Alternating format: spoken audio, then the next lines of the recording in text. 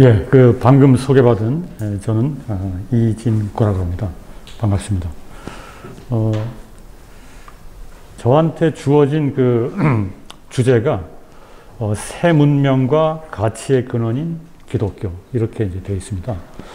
보니까 앞에서 다뤘던 주제가 뭐 동도서기론부터 시작해서 그다음에 개화사상, 그다음에 이제 자강, 그다음에 이제 천도교와 개벽사상 이런 식으로 돼 있었고, 저는 이제 그 중에서도 넓은 의미의 이제 서도서기라고 얘기할 수 있고, 거기서 이제 서도를 이제 그리스도교로 이제 밀고 나가는 그런 어떤 흐름 속에 자리 잡고 있는 그런 부분을 한번 이야기하는 것이 저한테 주어진 과제인 것 같습니다. 그래서 저는 요거를 부제를 하나 달아봤어요.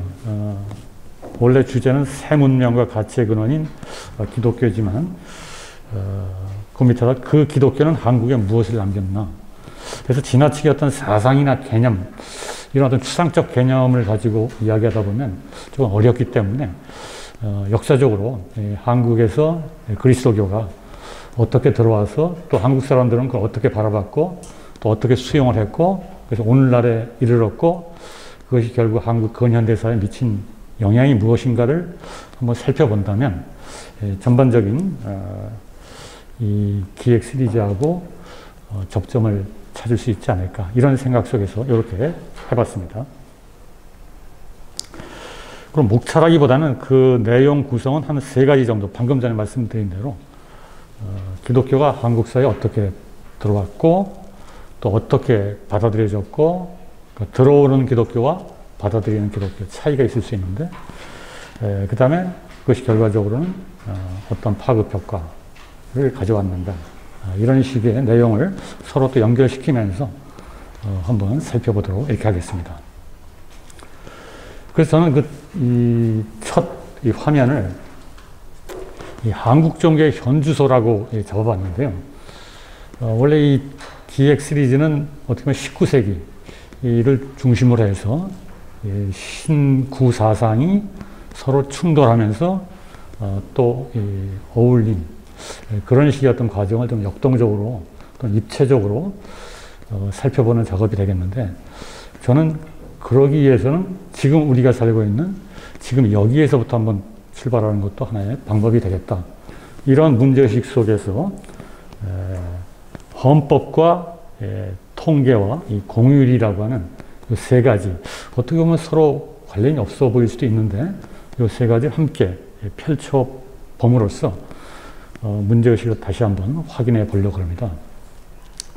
아시다시피 현재 우리 대한민국 헌법은 1987년, 88년 요 무렵에 이제 제정이 돼서 지금까지 오고 있죠. 민주화 시대를 맞이해서. 근데 헌법 제20조에 보면 이렇게 나와 있습니다. 종교 자유 조항이라고 보통 이야기하는데, 모든 국민은 종교의 자유를 가진다. 2항은 국교는 인정되지 아니하며 종교와 정치는 분리된다. 한마디로 종교 자유와 정교 분리라고 하는 이 2가지 원칙을 이렇게 못을 박아놓고 있습니다. 이것은 이웃나라인 일본의 헌법도 거의 비슷하고, 그 다음에 또 미국의 헌법도 거의 동일합니다.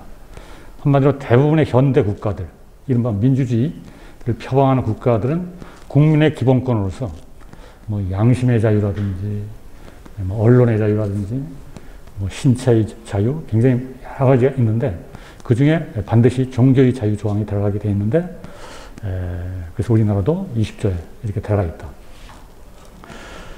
그래서 어떻게 보면 그렇기 때문에 지금 여러분들이 굉장히 다양한 또 종교적인 배경을 갖고 계실 것 같고, 그리고 거기 이제 통계를 보면 지금 바로 여러 종교가 이렇게 공존하고 있는 모습을 볼 수가 있습니다.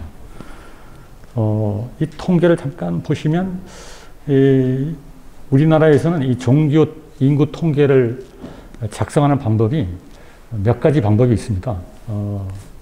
그 중에 이제 하나가 10년에 한 번씩 이 통계청에서 전 인구를 대상으로 귀하의 종교는 무엇입니까? 라고 이 전수조사의 형태로 옛날에는 가가호 방문해서 한 10만 명 정도의 아르바이트 생들과 통계청 직원들이 방문해서 직접 여러 종교를 제시해주고 거기 동그라미 치는 이런 식의 작업을 1985년부터 10년 단위로 2015년까지 4차례에 걸쳐서 해왔습니다.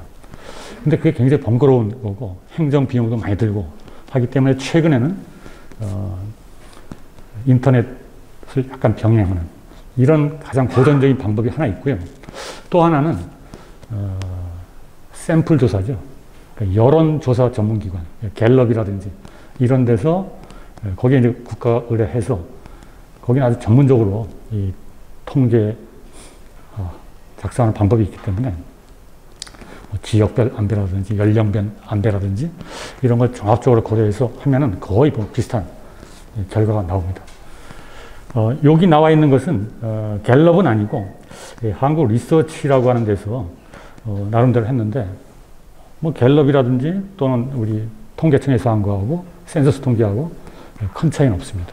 근데 이것 말고 또 한 가지 방법이 뭐냐면 이런 식의 방법이 나오기 전에는 우리나라 문화관광부에서 우리나라의 각 종교 집단들에게 거기 본부가 있지 않겠습니까? 예를 들면 천주교는 천주교 주교회의라고 하는 데가 이제 총 본부가 되어 있고 개신교 같은 경우는 여러 이제 교파가 많기 때문에 대한예수교 장로의 뭐 통합측이라든지 합동측이라든지 이런 식으로 각 교파 또는 교단별로 그 대표자에게 공문을 발송해서 당신들이 자체 집계하고 있는 신자 통계를 우리에게 보내달라. 그러면 불교의 조계종, 뭐 개신교의 무슨 장로교, 전국에 있는 또는 신흥종교까지 포함해서 그걸 수합하잖아요. 제 기억에 의하면 우리나라 인구가 한 4천만 정도였을 때 그 종교, 각 종교 전통에서 보내온 그 합산해 보니까 신자들의 수를 총 인구는 4천만인데 종교 인구는 7천만이 나오는 놀라운 역사가 발견되는. 그래서 저희 같은 연구자들은 이걸 신뢰할 수가 없잖아요. 왜 이런 현상이 나타나는가? 그 자체가 오히려 연구의 대상이 되는 이렇게 됩니다. 그래서 그걸 가만히 조사해 보면 센서스 통계하고 비교해 보면 천주교는 거의 일치합니다. 천주교에서 보내준 거하고 실제로 갤럽이나 통계청에서 조사한 거 일치하는데 다른 종교들은 약간 뻥튀기 하는 이런 경우가 있어요. 개신교는 약간, 왜냐면 개신교는 여러 교파가 갈라져 있기 때문에 신자들이 이사를 하면은 이쪽 교회 다니다가 또 다른 동네로 갔는데 이중으로 남아있는 이런 경우가 간혹 있기 때문에 그게 좀 약간 과장이 되는 경우가 있고, 근데 가장 심한 데는 유교입니다. 유교는 이 센서스 통계를 하면 뭐 10만 명, 20만 명 이 정도밖에 안 됐습니다. 그런데 자체 그쪽에서 보내온 거라면 2천만 명 뭐 이런 식으로 되기 때문에 그쪽에서는 한마디로 추석이나 설날 때 성묘하거나 제사하면 다 유교도 뭐 이런 식으로 해가지고 계산을 하기 때문에 그런 엄청난 차이가 나타나는 걸 볼 수가 있습니다. 그래서 어떻든 저희들은 그런 거는 그냥 참조를 하는 거고 이런 통계를 가지고 하는데 가만히 보면 이 통계는 시각적으로 분명하게 나타나고 있죠. 우리나라 인구 10명 중에 당신의 종교는 뭡니까? 이렇게 물어보면 5명은 종교가 없다. 이렇게 나오고 그 중에 2명은 교회 다닌다. 2명은 절에 다닌다. 1명은 성당 다닌다. 한마디로 교회, 성당, 사찰. 한마디로 개신교, 천주교, 불교. 이 3대 종교가 우리나라 전체 종교 인구의 뭐 거의 98%. 요즘은 더해서 거의 99%에 가까울 정도로. 우리나라에 수많은 신흥 종교가 있지만 실제로 종류는 많지만 실제 신자 수는 많지 않다라고 하는 현실을 보여주고 있습니다. 물론 이제 절에 다닌다는 표현은 약간 어색할 수 있죠. 성당이나 교회와 같이 서구에서 들어온 근대적인 종교들은 멤버십이 상당히 분명하고 정기적으로 거기 집회에 참석하고 이게 딱 명확하게 되어 있는데 이 동양 종교는 그 경계선이 좀 모호합니다. 스스로 자기가 불교 신자라고 이야기는 하지만 1년에 절에 몇 번 갑니다. 몇 번 갑니까? 이렇게 물어보면 개신교인들은 뭐 적어도 주일 예배는 참석한다. 천주교인들도 뭐 주일 미사, 물론 대주 가는 독실한 분들은 많지 않을 수 있겠습니다만 어떤 스탠다드가 그렇게 이제 일주일 단위로 되어 있는데 절에를 일주일 단위로 가는 경우는 별로 없죠. 그냥 4월 초파일 그때 한번 등을 단다든지 뭐 이런 식으로 굉장히 성격이 다르기 때문에 이런 통계가 갖고 있는 좀 한계 같은 거는 우리가 어느 정도 감수하면서 봐야 될 것이라고 생각이 듭니다. 예, 그래서 어떻든 이 종교 통계에 대해서 한번 잠시 살펴봤고요. 그래서 우리나라는 동양 종교를 대표하는 불교와 서구 종교를 대표하는 그리스도교가 상당히 공존하고 있는데 옛날에는 불교 신자가 제일 많았었습니다. 80년대까지는, 90년대까지도. 근데 점차 불교도가 좀 줄어드는 이런 통계가 나오고 있고 대신 개신교, 천주교가 약간 성장했기 때문에 이런 어떤 결과가 나오고 있다. 그럼에도 불구하고 동양 종교와 서구 종교가 한 국가 안에 이렇게 공존하고 있는 이런 어떤 모습을 볼 수가 있습니다. 근데 그 오른쪽 위에 세 번째 공율이라고 제가 해놓은 것은 우리나라에 뭐 법정 공율이 여러 개가 있죠. 근데 종교에 관련된 공율이 무엇인가 이렇게 물어보면 뭐 여러분이 딱 금방 눈에 띄는 게 이 두 가지가 되겠죠. 크리스마스라고 보통 부르는 기독교의 이 성탄절과 또 우리가 보통 4월 초파일 그래서 옛날에는 뭐 석탄절 뭐 이렇게도 표현했는데 이 성탄절, 석탄절 이게 뭔가 대꾸가 되잖아요. 근데 성탄절은 뭐 아무런 부담이 없는데 석탄절 그러면 이 발음상 이게 약간 좀 뭐 광산, 탄광이 떠오르기도 하고 뭐 이런 식으로 해서 별로 좋지 않다. 그래서 공식적으로 용어를 작년부터 달력에 부처님 오신다. 이렇게 표기를 고쳤습니다. 그래서 어떻든 이렇게 이제 두 절기가 종교 관련 공휴일로 우리나라에서는 돼 있는데 그 밑에 종교 통계하고 관련시켜서 보면 우리나라 종교는 기독교하고 불교가 대표하니까 뭐 그럴 수도 있겠다 이렇게 생각이 들겠습니다만은 사실은 그걸 좀 더 맥락을 찾아보면 상당히 정치적인 이런 것이 있음을 알 수가 있어요. 연도가 다르지 않습니까? 우리나라에서 크리스마스가 공휴일로 지정된 것은 미군정 당시에 미군정에서 미국식 제도를 그냥 도입한 겁니다. 당시에 기독교인의 숫자는 많지 않았습니다. 인구의 뭐 2, 3% 정도밖에 안 됐는데 미군정이 집권하고 있었기 때문에 그냥 하라면 하는 겁니다. 그래서 미군정 때 공휴일이 됐고 그 다음에 이승만 정권으로 우리나라가 1공화국으로 넘어오면서 이승만 대통령이 또 어떤 분입니까? 독실한 기독교인 아닙니까? 정동교의 이제 장로였고 그리고 미국적 분위기에서 자랐고 성장했고 또 미국식 민주주의를 거의 뭐 체화했기 때문에 그대로 그걸 계승해서 크리스마스를 공휴일로 하다가 근데 불교 쪽에서 보니까 뭐 군정 당시에는 뭐 아무 말도 못하고 가만히 있다가 이 자유당 정권 때 보니까 크리스마스 때 계속 하는데 우리 불교는 뭐야 그러면? 기독교는 한국에 들어온 지가 당시 100년도 제대로 안 된 이런 건데 1700년의 역사를 갖고 있는 불교, 부처님이 탄생하신다는 뭔가. 이래서 정부에다가 시정 건의했죠. 우리도 그러면은 같은 부처님 오신 날 공휴일을 해달라. 그랬더니 완전히 정부 쪽에서 이승만 자유당 정권이 완전히 무시해버렸어요. 그걸 30년 동안 무시하다가 1975년, 이때는 뭡니까? 박정희 정권이죠. 이때 그 불교 쪽의 어떤 변호사가 법정 소송을 걸겠다. 이런 식으로까지 나가니까 박정희 정권에서 여러 가지 정치적 고려를 하다가 국무회의를 통해서 좋다. 그러면 이날도 공휴일로 하자. 이렇게 된 겁니다. 1975년이면 저는 중학교 때인데 어느 해부터 갑자기 노는 날이 하나 더 증가한 겁니다. 순진한 마음에 굉장히 즐거워했던 이런 어떤 그 기억이 나는데 근데 이거는 사실 헌법학자들이 보면 법 앞에 사실은 모든 평등이라고 원칙, 그 종교에 따른 차별이 있어서는 안 된다라고 하는 헌법 규정이 제11조에 나와 있는데 이거에 위배되기 때문에 엄밀한 의미에서는 이거는 위헌이다. 이렇게 주장하는 학자들도 있고요. 그 다음에 우리나라에 불교나 기독교는 뭡니까? 그 창시자들이 우리나라 사람이 맞습니까? 아니잖아요.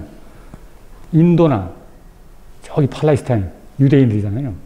우리나라에서 자생한 민족 종교를 대표하는 종교가 어떤 것이죠? 예, 바로 그럼 지난주에 했던 게 뭐죠?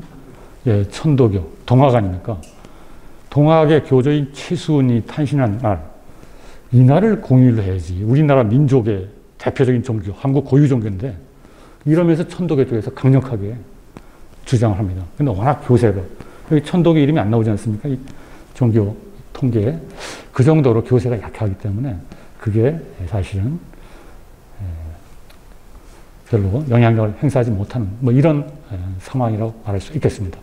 어떻든 이 정치적인 이런 어떤 맥락 속에 있기 때문에 법적인 어떤 시비를 제공해 주는 게 종교 공휴일이다. 예를 들어 일본 같은 경우는 크리스마스가 공휴일이 아닙니다. 그래서 그런 어떤 차이를 볼 수가 있겠습니다. 그래서 어떻든 지금 한국 종교의 현주소라고 하는 타이틀을 걸고 제가 한번 이렇게 좀 본론에 들어가기 전에 이야기를 한번 꺼내봤고요. 그러면 지금부터 한 100년 전, 한마디로 개항 이전, 우리가 개항 그러면 보통 우리는 1876년 일본하고 개항을 한 강화도 조약을 기점으로 삼고 있죠. 그래서 옛날에는 개항 100년, 뭐 이렇게 어린 시절이 많이 들었는데 어느덧 벌써 50년이 흘러서 지금 거의 뭐 150년이 가까이 되는데요. 어떻든 개항 직전 또는 개항 이전으로 돌아가면 19세기가 될 텐데 그때는 어땠는가?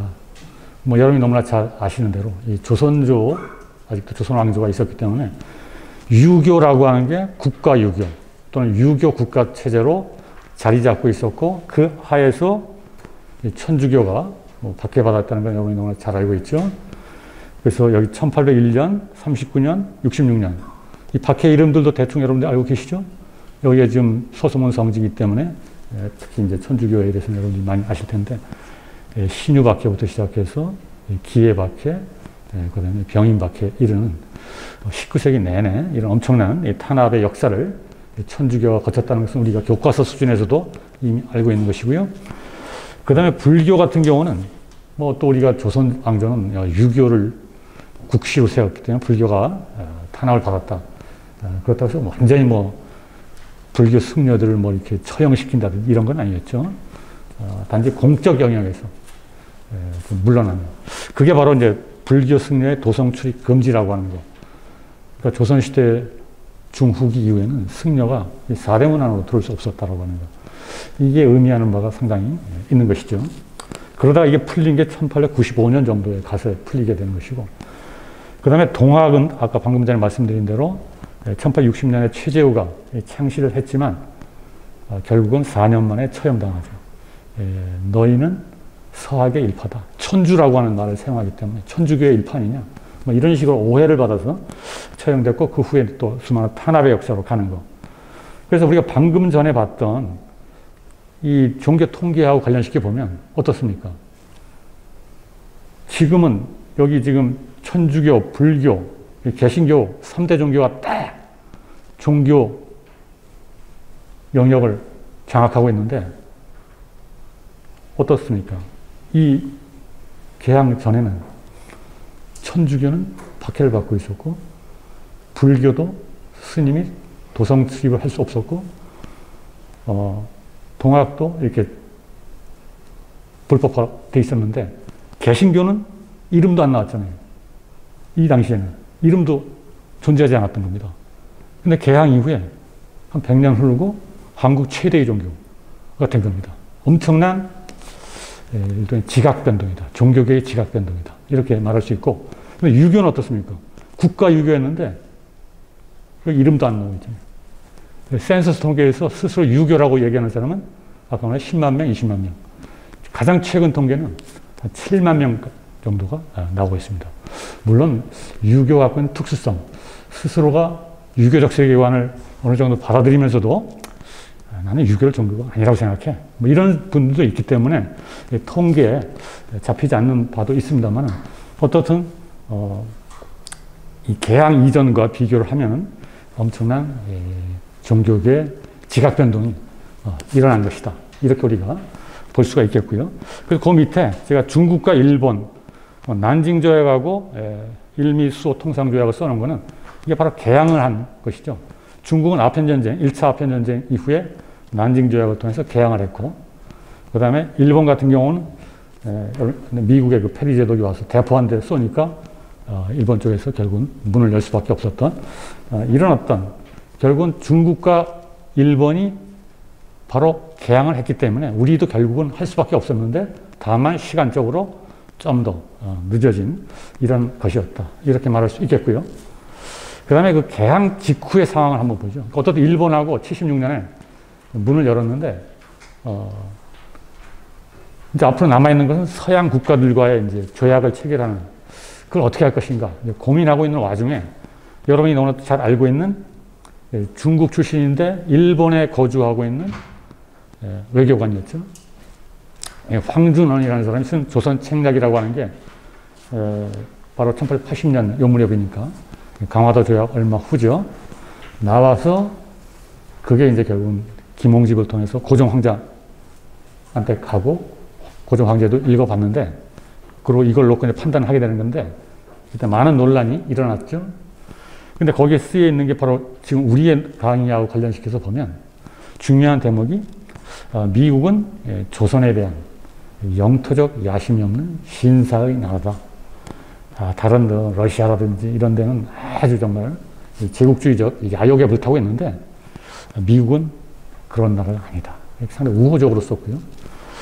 그 다음에 미국의 종교는 천주교가 아니라 야소교.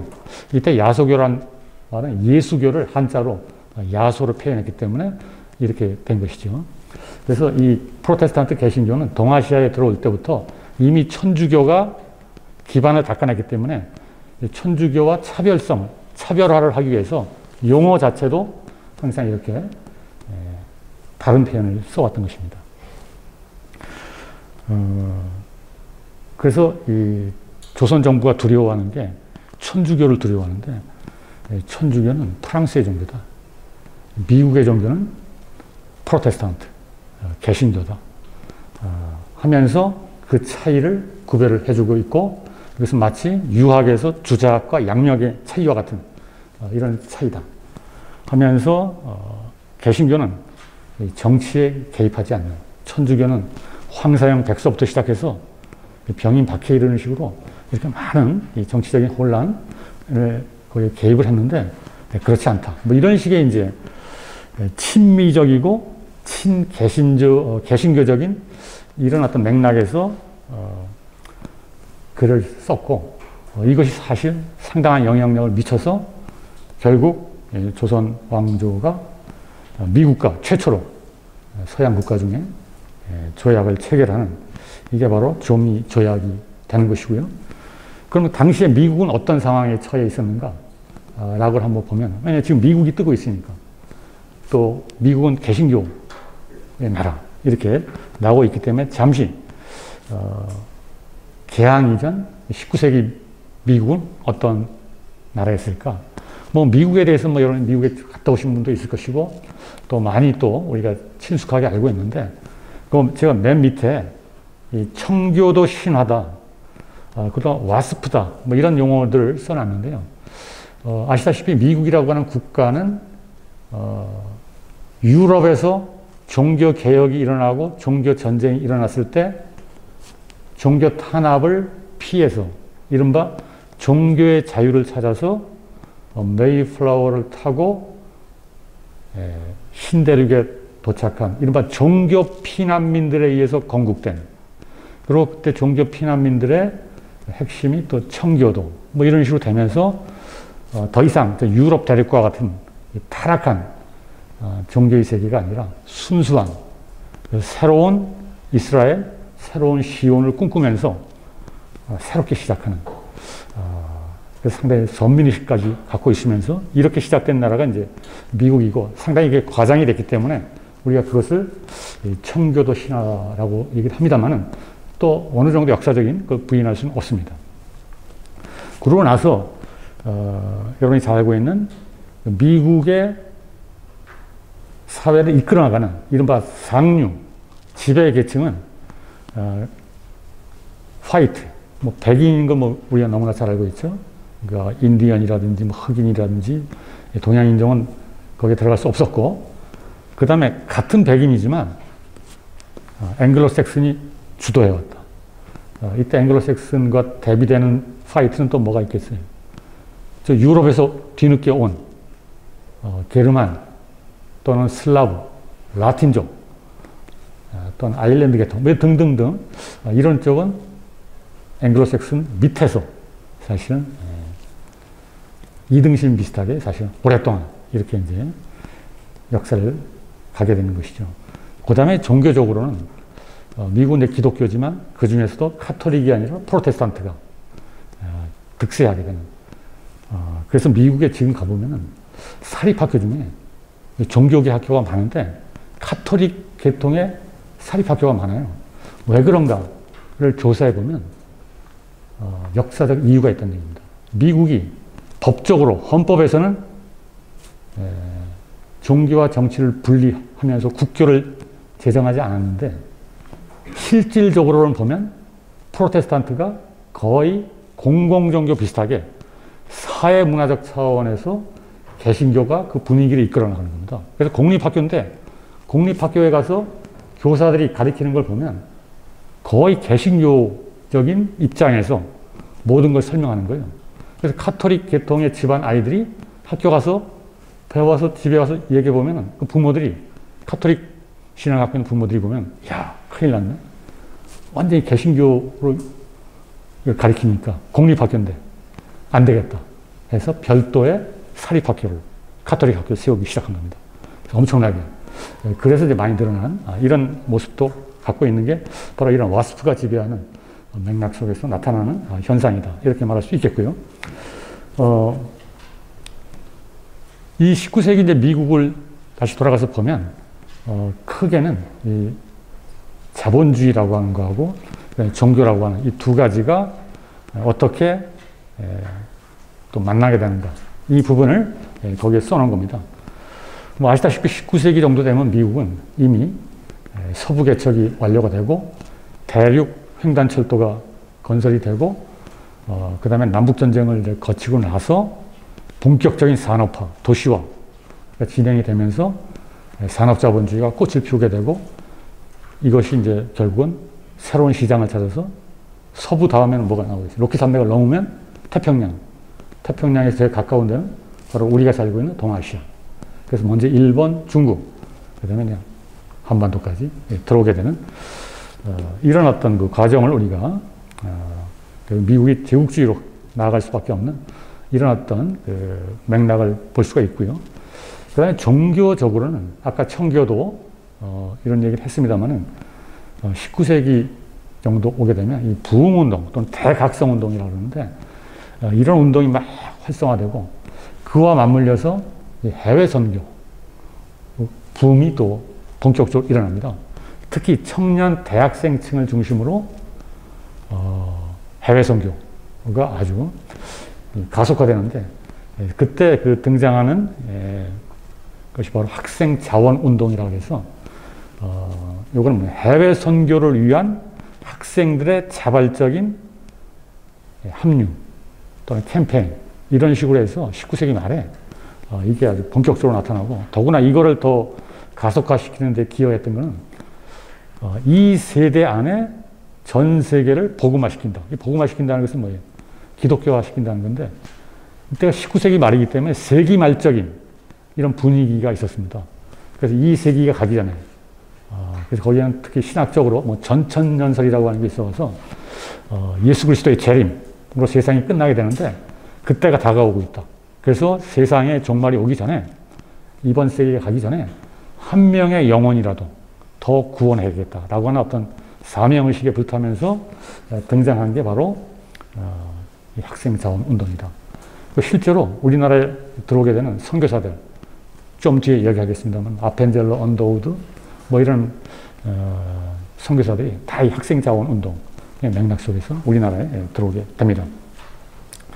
그래서 어떻든 이 자본주의하고 해외 선교는 서로 다른 맥락이 있지만 결국은 미국 배를 타고 또 미국 정부가 마련한 여건이라든지 뭐 이런 걸 가지고 선교사들이 들어오기 때문에 제국주의하고 미션은 떨어질 수 없는 이런 불가분리성의 관계를 갖고 있다는 걸 우리가 알 수가 있고, 실제로 미국 선교사가 들어온 것은 한미조약, 조미조약이 체결되고 나서 미국의 시민의 자격으로, 비록 자기가 선교사지만 들어올 수밖에 없었다. 이걸 우리가 알 필요가 있겠죠. 그래서 이 구체적으로 들어오는 그 입국 과정에 대해서 제가 여기다 이렇게 쭉 써놨는데, 이거 아마 여러분들이 많이 알 수 있을 텐데, 그래도 한번 제가 간략히 다시 한번 정리를 해봤는데, 우리나라 같은 경우는 개신교가 이 장로교하고 감리교 이 두 교파가 제일 먼저 들어왔고, 그래서 지금까지도 서울 시내라든지 전국을 돌아다니다 보면 교회 중에 장로교하고 감리교가 제일 많은 걸 알 수가 있습니다. 먼저 깃발을 꽂아놨다는 얘기죠. 후발주자들은 거기에 파고 들어가야 되는데 한계가 있는 겁니다. 그렇지만 미국 같은 경우는 감리교나 장로교보다 침례교라고 하는 게 훨씬 더 교세가 압도적으로 큰 차이를 볼 수가 있어요. 우리나라에 이 감리교, 여기 북감리교, 북장로교라고 썼는데, 이 이유는 미국이 남북전쟁을 하지 않았습니까? 노예제 문제 가지고. 그래서 노예제가 기독교 정신에 부합하느냐, 부합하지 않느냐, 이걸 놓고 교회 분열이 일어났고, 19세기에. 그래서 북장로교, 남장로교. 남장로교는 노예제를 지지하는. 북장로교는 성경 말씀을 위배된다. 이래서 그걸 폐지해야 된다. 이런 입장이죠. 감리교도 분화됐고, 뭐 침례교도 다 분열이 됐습니다. 그래서 어떻든 이렇게 분열된 상태에서 따로따로 들어왔는데, 이 북감리교 같은 경우는 거기 나왔는데, 아까 한미조약, 조미조약이 체결되니까 우리나라가 사절단을 파견했고, 그때 오른쪽 위에 있는, 여기 지금 사진에 나와 있는 이 사람들이 사절단인데, 여기 대표가 누구죠? 이 사절단의 대표? 여러분이 잘 알고 있는? 예, 여기 사람이죠, 가운데? 이름이? 예, 민영이죠. 바로 민씨 세력 중에 핵심이 되는 이 사람이 사절단 대표가 됐고, 근데 그 옆에 있는 사람, 이건 누구죠? 혹시 아는 사람 있습니까? 오, 홍영 씨까지 알고 있는. 그 뒤에 이 사람은? 여기까지 알고 있으면 뭐, 제가 강의할 필요 없어지는? 이렇게 되겠는데, 6일준이라고 있습니다. 그래서 1년 뒤면 서로 쳐 죽이게 되는 그런 관계입니다. 서광범, 홍영실, 갑신정변 주역들이거든요. 갑신정변에게 민영이 목을 치는 거잖아요, 기본적으로. 근데 같이 갔던 겁니다. 1년 뒤에 그거를 알고 있었는지 몰랐는지 전혀 모르겠습니다만, 어떻든 그런 관계로 갔는데, 어떻든 이 사람들이 일본의 나가사키를 들려서 요코하마를 거쳐서 샌프란시스코까지 배 타고 가고, 그 다음에 샌프란시스코에서 시카고까지 대륙횡단 열차를 타고 시카고에서 뉴욕을 거쳐서 워싱턴까지 대통령 만나러 가는 거죠. 근데 시카고에서 뉴욕행 기차칸에서, 그때 침대칸이죠. 오래 걸리니까. 타고 가는데 바로 여기 지금 가우처라고 하는 당시 볼티모어 대학 학장이자 선교사이자 목사였던 사람하고 만난 겁니다. 그래서 가우처 박사라고 하는 분이 딱 보니까 이 조선 사람들인데 굉장히 생긴 것도 이 갓 쓰고 있고 뭐 호기심이 많을 거 아닙니까? 이 동양에서 왔으니까. 그리고 통역자도 한 명 있었기 때문에 통역을 통해서 3일 동안 계속 대화를 한 겁니다. 그러면서 일본하고 중국은 이미 기독교가 다 들어가 있는데 개신교가 조선반도가 안 들어가 있으니까 여기를 보내야겠다 해서 자기가 알고 있는 여기 지금 일본에 있는 맥클레이라고 하는 감리교 선교사한테 연락을 해서 내가 $2,000를 먼저 시드머니로 선교 기금으로 기탁을 할 테니까 이걸 종잣돈으로 해서 선교사를 모집해서 한국에 한번 보내라. 이렇게 된 겁니다. 그래서 이 맥클레이가 아직은 한국이 조선이 기독교 선교를 허용하지 않았거든요. 개항은 했지만 기독교는 안 된다는 거예요. 한마디로 조선 정부의 입장은 아편하고 기독교는 안 된다. 그러니까 사람 죽이는 거기 때문에. 이런 식의 관점을 아직도 갖고 있었습니다. 그래서 이 맥클레이가 일본에서 김옥균을 만난 겁니다. 김옥균이 일본에 와 있었거든요. 또 유학생들 지도하고 등등. 김옥균을 만나서 김옥균한테 의사를 타진한 거죠. 내가 이래서 한번 이런 취지로 한국을 가보고 싶은데 어떡하냐. 그랬더니 김옥균도 좋은 뜻이라고. 김옥균은 개합하기 때문에 자기가 개인적으로는 불교적 신앙을 거의 심취해 있었지만 기독교와 미국의 힘이 필요한 상황이었죠. 그래서 기독교를 한국에 전파하는데 자기가 좀 이렇게 도움을 줄 수도 있겠다. 뭐 이런 식으로 해서 고종을 만나게 한 거죠. 그래서 직접 같이 간 겁니다. 그래서 와가지고, 근데 고종을 직접 이 맥클레이가 만나기는 어려운 상황이었죠. 그래서 대신, 그 맥클레이가 써준 학교하고 병원을, 그러니까 교회가 아니라 학교하고 병원을 조선에 우리가 세우고 싶은데, 이거를 좀 허락해달라라고 하는 것을 김옥균이 대신 가서 고종한테 요청을 했고, 그래서 결국 고종이 문서로 작성하지는 않고 구두로 오케이 이렇게 됐다라고 김옥균이 전해줬죠. 그래서 이제 그 다음 해에 아펜저로, 스크랜튼 이런 감리교 선교사들이 들어가고 그러고 나서 이제 결국 약속대로 배제학당이 세워지게 되는 거죠. 그래서 고종이 뭡니까? 거의 현판, 여기 지금 실제 나와 있는 이 파란 글자로 된 이게 바로 고종이 직접 하사한. 보통 옛날에 조선시대 때 서원이라고 교육기관이 있지 않았습니까? 소수 서원을 무슨 서원이라고 보통 또 얘기하죠? 사액서원 얘기하잖아요. 그건 왕이 옵니다. 직접 거기 토지라든지 노비를 재정 지원해주는, 국가에서 지원해주는. 이 현판도 왕이, 황제가, 아직 황제는 아닙니다만 왕이 직접 해줬다는. 그래서 이 사람들은 배제학당이 사액서원이다. 뭐 이렇게 배제 쪽에서는 주장하는 이런 어떤 모습도 볼 수 있고, 조금 있다가 이어학당도 마찬가지죠. 여학교는 뭐냐. 그래서 선교사들은 남자 학교 하나 세우면 반드시 옆에다가 여학교도 같이 세우는. 이게 개신교의 기본 원칙이었어요. 그래서 지금 뭐 전주에도 가보면 뒤에 나오겠습니다만 신흥학교를 세우니까 그 옆에 기전여고를 세우고, 또 광주에도 숭일학교를 세우니까 그 옆에 수피아여고를 세우고, 이런 식으로 남녀 학교를 하나씩 이렇게 거의 대등하게 해나가는 이런 모습을 볼 수가 있습니다. 그래서 어떻든 배제학당이 이렇게 해서 세워졌고, 그 다음에 장로교는 거의 같은 시점에 다른 트랙을 통해서 독자적으로 한국 선교를 모색을 하고 있었죠. 그래가지고 알렌이라고 하는 의사, 중국에서 활동했던 이분이 장로교 대표로 서울에 들어오는데 선교사를 자처할 수는 없죠. 그래서 신분을 위장하고 나는 미국 공사관 소속 의사 자격으로 들어온다. 그러니까 선교사가 아니라 이런 식으로 해서 들어왔고, 근데 몇 달 뒤에 어떻게 됐 아시는 대로 갑신정변이 일어난 거죠. 이때 이제 민영이 돌아와 있는 상태였고, 여러분이 아시는 대로 김옥균이 결국은 홍영식, 서재필, 소강범 등등 해서 결국 거사를 일으켰고, 그때 바로 민영이 중상을 입었을 때 밤에 결국은 알렌이 호출돼서 결국 민영익을 살려냈고, 그 당시 뭐 한의사들은 뭐 그거 치료를 할 수가 없는 상황이잖아요. 외과적인 수술이 필요했던 상황이기 때문에. 그래서 결과적으로 민영익이 살리고 나니까 민영익이 다 완치가 된 다음에 너무나 감사하니까 엄청난 선물을 주면서 당신이 원하는 게 뭐냐. 딱 그랬더니 알렌이 답하기를 난 딴 거 다 필요 없다. 다만 이 조선의 불사람, 이 사람들을 치료하기 위해서 병원이 하나 필요하다. 이래서 결국은 그 병원 그 의사들도 우리가 자체적으로 할 테니까 병원 부지와 건물만 세워주고 기본적인 것만 이렇게 해달라. 뭐 이런 식으로 해서 세워진 병원이 여러분이 아는 대로 처음에는 광해원이었다가 며칠 만에 제중원이라는 이름을 바꾼 것이고, 제중원은 너무나 유명해서 텔레비전 드라마로까지 등장했었죠. 이래서 결국은 병원과 학교가 결국은 세워지게 된 겁니다.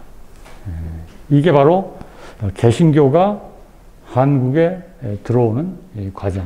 처음부터 교회를 세운 게 아니라 병원과 학교를 세울 수밖에 없었고, 이걸 간접선교라고 보통 얘기하는데 이게 오히려 더 효과를 가져옵니다. 이게 이른바 근대 문명의 전파, 이른바 문명 선교라고 하는 이름하에 의료 선교와 교육 선교가 직접 선교보다 훨씬 더 효과를 많이 가져오는 게 역사가 증명하는 것입니다. 그러니까 전화위복이라고도 말할 수 있는 이런 상황인데요. 근데 이때 우리나라에 들어왔던 이 선교사들을 잠깐 한번 보면 국적과 교파라고 그랬는데 개신교는 처음부터 교파교회죠.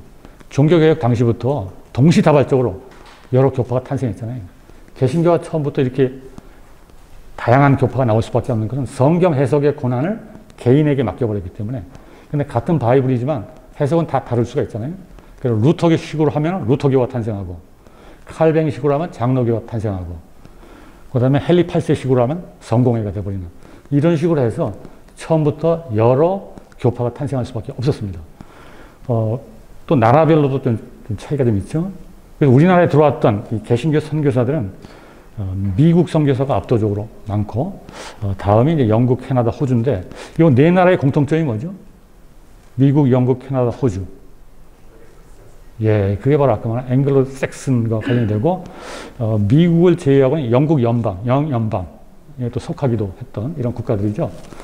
그러니까 카톨릭하고 다르다는 겁니다. 프랑스, 카톨릭, 유럽하고는 완전히 다른 이런 국가들의 프로테스탄트 개신교가 우리나라에 들어왔다. 그다음에 교파별로 보면 아까 말씀드린 대로 이 다양한 교파 중에서도 장로교, 감리교가 먼저 들어왔고, 그 다음에 이제 성공회하고 구세군은 영국에서 들어온 거죠. 영국 선교사들이. 성공회라는 게 앵글리칸 처치, 영국의 국가교회니까. 근데 구세군이라고 하는 것은 영국에서, 그 감리교에서 분화돼서 나온 이게 이제 구세군이고요. 그 다음에 안식교는 미국에서 들어왔는데 초창기부터 이런 장로교, 감리교 이런 쪽하고 따로 놀았어요. 지금도 한국 개신교에서 안식교는 보통 영어로 Seventh Day Adventist Church, 제7일 안식일 예수 재림교회라고 부르고 있는데, 안식교란 말이 뭡니까? 안식일을 중시한다는 거잖아요.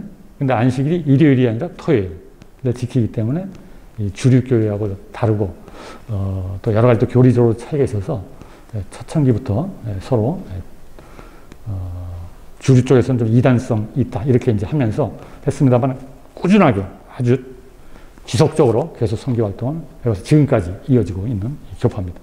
성결교는 원래는 동양성교회라고 하는 게 있었는데, 그게 나중에 교단이 돼서 이렇게 돼 있고, 우리나라 교세를 보면 장로교가 랭킹 1위라면 감리교가 랭킹 2위고, 그 다음에 성결교가 랭킹 3위, 이게 1, 2, 3위를 전통적으로 달려오다가, 그 다음에 침례교 정도가 되는데, 최근에는 순복음교회라고 하는 오순절교회가 다크호스로 등장하면서 치고 올라가는 이런 어떤 모습을 볼 수가 있겠다, 이렇게 되겠습니다. 그래서 어떻든 정리하자면, 미국의 장로교와 감리교, 근데 이때는 북장로교, 남장로교, 북감리교, 남감리교, 이렇게 네 개의 교파가 거의 전체 선교사의 85% 이상을 차지하고 있었다. 그래서 오른쪽에 지도가 나와 있는데, 이게 바로 이 장로교, 감리교가 남북, 그 다음에 캐나다하고 호주, 이렇게 해서 6 교단이 실질적으로 한국의 초창기에 선교 지역을 거의 깃발을 꽂은 이런 것이 되겠습니다. 그래서 호주가 왜 경상남도에 들어가 있느냐? 상식적으로 생각하면 왜 그럴 것 같습니까? 호주에서 배 타고 오면 부산이 제일 가깝잖아요. 그래서 호주 지역, 호주가 선교사들이 관할하는 지역은 경상남도가 되는 거고, 그 다음에 캐나다는 저쪽 함경도 아닙니까? 왜 그럴 것 같아요? 위도상으로 보면 캐나다가 태평양을 따라서 이렇게 쭉 보면 이 북한 지역 함경도하고 제 위도가 비슷한, 이렇게 되는 거죠. 그럼 여기 남장로교 같은 경우가 있는데, 남장로교 선교사들은 주로 테네시주라든지 엘라바마라든지 이 미국 남부 출신들이 많거든요. 남부가 좀 따뜻하잖아요, 상대적으로. 저 뉴욕이나 워싱턴 같은 북쪽보다, 보스턴 이런 쪽보다. 그래서 이들이 뭐 여러 가지 또 이유가 있었습니다만, 남장로교는 좀 따뜻한 데가 원한다. 그래서 서울이나 이 평양 쪽이 아니라 이 전라도 쪽이 상대적으로 우리나라 안에서 남쪽이기 때문에 좀 따뜻한, 그래서 남장로교가 배치되는데 또 하나의 변수가 됐다. 이렇게 되고요. 나머지는 이제 북장로교하고 북감리교는 제일 많은 지역. 그야말로 가장 기독교인이 급성장할 수 있는 평안도, 황해도 이쪽이었거든요. 그쪽을 북장로와 북감리교가 다 관할을 했기 때문에 가장 많은 교세 성장이 이루어지는 결과를 볼 수가 있습니다. 남감리교가 강원도 경기도인데 제가 어렸을 때 경기도 양주에서 자랐는데 그 동네 시골이었는데 교회가 하나 있었어요. 그 당시는 교회가 일종의 문화센터였거든요. 뭐 아무 데 가서 뭐 재밌는 데가 없잖아요. 그 동네에서 아이들이 모이면 교회 가서 놀았는데 나중에 커서 보니까 그 교회가 감리교더라고요. 아, 왜 그런가 보니 지도를 보니까 경기도 양주가 남감리교에 속해 있었기 때문에 아, 그렇게 됐구나 라는 것을 뒤늦게 알게 되기도 했습니다. 조금 한 발 더 들어가면 이 내한 선교사의 배경에서 우리나라에 들어왔던 3인방이라고 얘기할 수 있는 지금도 교과서 수준에서 알려져 있는 언더우드, 아펜젤러, 스크랜튼 이 세 명을 가만히 보면 공통점이 나와 있죠. 20대 후반 대학을 갓 졸업하고 신학교에 가서 목사 자격증 따고 그 다음에 스크랜튼 같은 경우 의사이기 때문에 의과대학 졸업하고 의사 자격증 따고 그 다음에 결혼을 하건 안 하건 곧바로 이제 한국으로 선교사 파송이 되는데 그래서 일반 학력이 이 당시 우리나라 장로교, 감리교 선교사들은 거의 다 대학 졸업자, 대졸자였고요. 또 고학력자들이었죠. 그다음에 계층적으로도 다 중산층 이상이었고 그 다음에 나이는 그랬고 나이가 왜 25세에서 30세인가? 이거는 이역만리 떨어진 낯선 지역에 가서 견뎌낼 수 있으려면 체력이 받쳐줘야 되는데 그래서 이 젊은 시절에 그리고 또 한 가지가 외국어를 배워야 되잖아요. 근데 나이 들면 외국어 배우기 좀 어렵지 않습니까? 예, 그래서 이때가 바로 새로운 외국어를 배울 수 있는 가능하기 때문에 이렇게 파견하는 거고요. 그러니까 남성들은 거의 다 총각으로 왔어도 곧바로 결혼해서 가정을 꾸리게 됩니다. 일반적으로. 근데 여성들 같은 경우는 결혼하는 경우도 있습니다만은 독신 선교사가 상당수가 있어요. 평생을 여기 와서도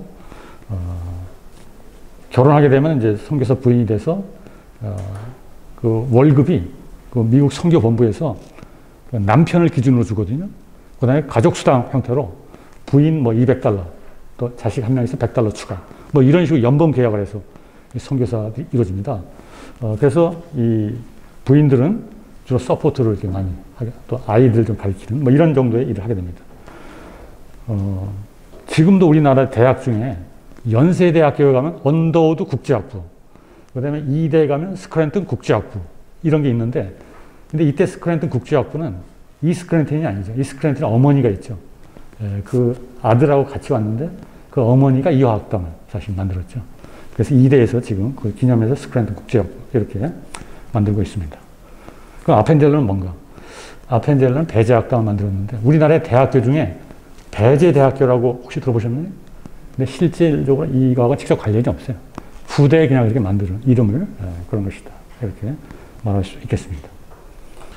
결국 제가 맡은 게 이제 이 기독교라고 하는 종교가 결국은 이 한국이 이 새로운 문명, 그러니까 그 전에 이제 유교로 대표되는 이른바 중화주의 전통, 이런 패러다임에 오랫동안 살아오다가 이제 개항이 되면서 그와는 전혀 다른 새로운 이 서구적 세계관, 서구적인 패러다임이 강력한 군사적인 또는 어떤 정치적인 이런 힘에 실려서 돌아왔기 때문에 당시에 그 조선의 지식인들 또 일반 민중도 마찬가지겠죠. 더 나아가 동아시아 지식인들이 상당한 혼란과 고뇌의 상황에 빠졌고 그러면서 여러 가지 이제 입장들이 이 문제를 어떻게 해결할 것인가.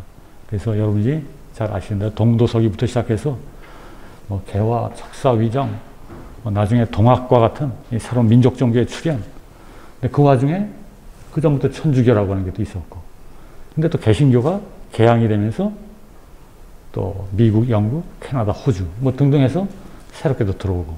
근데 제가 맡은 거는 바로 이 기독교라고 그랬습니다만 주로 프로테스탄트. 왜냐하면 개항 이후에 천주교는 매우 조용해졌습니다. 19세기 내내 그 전에 너무나 탄압을 많이 받았기 때문에 이제 자유가 주어지니까 본격적인 활동을 하기보다는 자세를 정비하면서 신중한 이런 모습.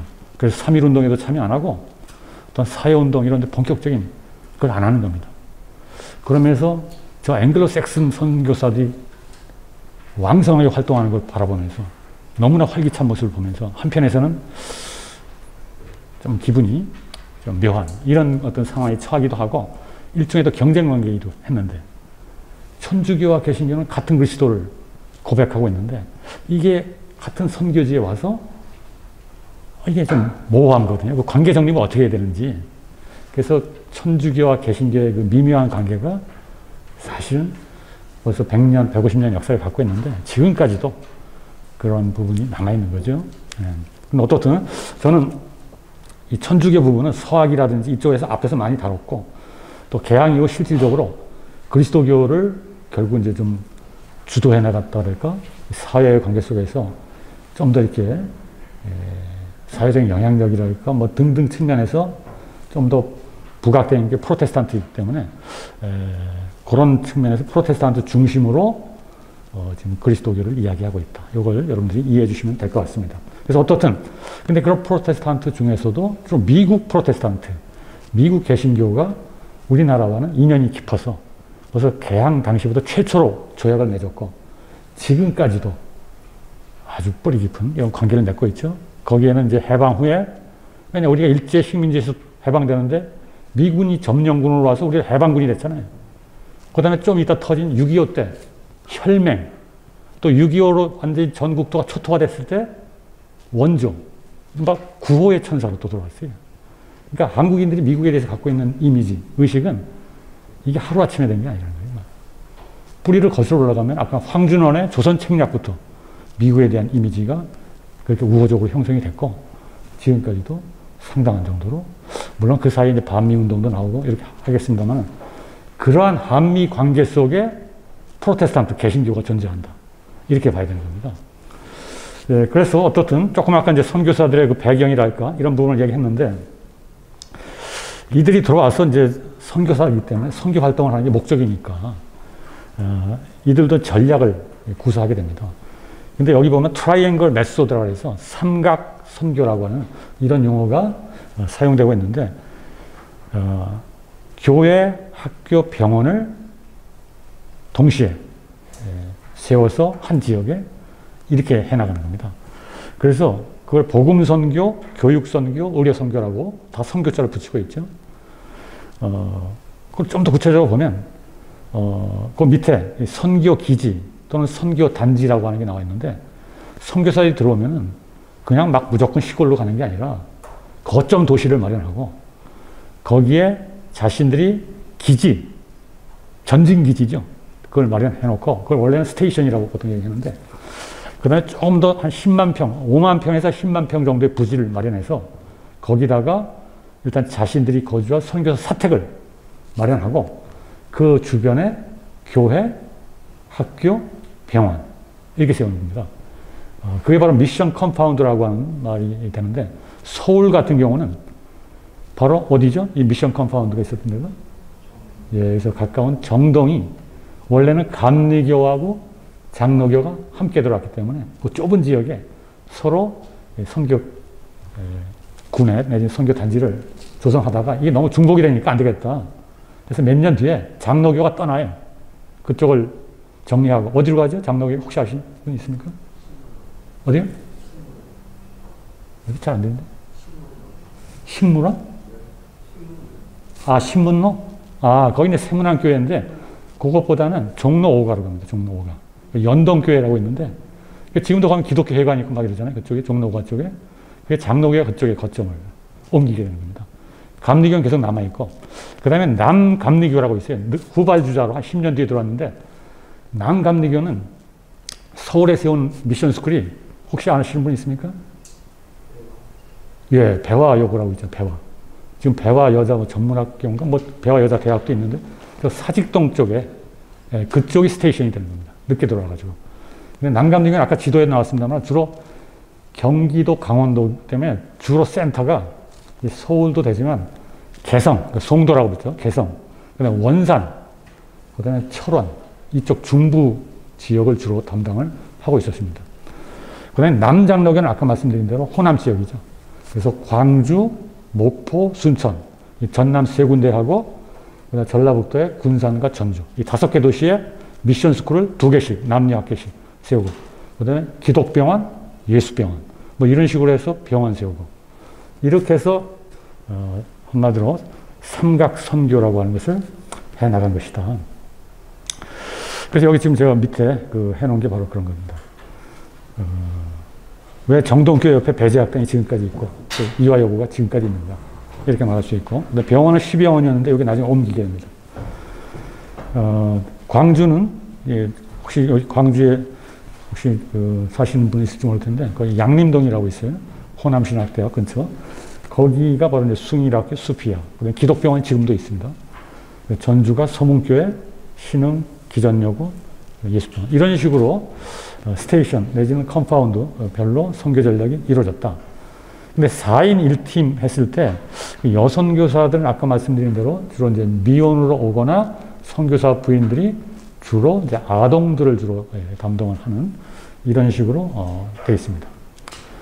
그래서 이들이 사는 데가 바로 아까 선교 구내라고 했는데 어떠한 여행 기획이 그 당시에 우리나라에 와서 여행을 하다 보니까 선교사들이 살고 있는 지역을 보니까 조선인들은 초가집에서 또 기와집에서 1층에서 좀 이렇게 또는 토담집에 사는데 선교사들이 사는 데는 가장 경치 좋은 가장 전망이 좋은 곳에 넓은 표지에 널찍널찍하게 집들을 거의 유럽식 집들을 지어놓고 테니스 코트도 있고 집에 들어가 보니까 샤워실, 스팀 쫙 돼 있고 벽지도 수입 벽지로 쫙 돼 있고 카펫 뭐 등등 쫙 깔려 있는 거 이거 보고 이거 사막의 오아시스다 뭐 이런 식으로 표현을 했기 때문에 제가 따와서 이렇게 얘기한 겁니다. 그래서 먼저 전체 스테이션 컴파운드를 보여주는 사진이 있으면 좋은데 이거 찾지 못했기 때문에 그 중에 이제 선교사 사택 하나만 여기 지금 했는데 광주에 있는 선교사 사택입니다. 당시에 벌써 150년 전, 100년 전에 이런 사택을 2층으로 마련해서 내부에 이러한 것들이 갖춰져 있었다. 그래서 한국인들이 호기심이 많잖아요. 그래서 선교사 사택에 가서 그간 둘러보는 겁니다. 선교사들이 너무나 매일매일 찾아오니까 그 떼거지로 막 찾아와서 만져보기도 하고 막 이런 그래서 그 선교 기록에 지금 다 보고서에 남아 있습니다. 그다음에 음식 같은 경우 거기 나와 있는 대로 뭐 당시 한국 사람들 뭐 설탕, 버터, 훈제 육류 이거 상상도 못했던 그다음에 거기 나와 있는 대로 뭐 파인애플, 오렌지 이건 직접 재배하는 게 아니라 일본을 통해 수입하는 겁니다. 요코하마라든지 코베에서 그대로 직수입해가지고 그대로 재물포를 통해서 들어오는 겁니다. 원하면 언제든지 이걸 할 수 있어요. 그 당시 기선들이 왔다 갔다 하고 그랬기 때문에. 이거 자꾸 제가 얘기하면 여러분들도 식욕이 또 적어질 것 같아서 보시기만 하면 될 것 같고요. 그 다음에 여가 활동 같은 경우, 이 야외 피크닉을 비롯해서 아까 말한 테니스 코트.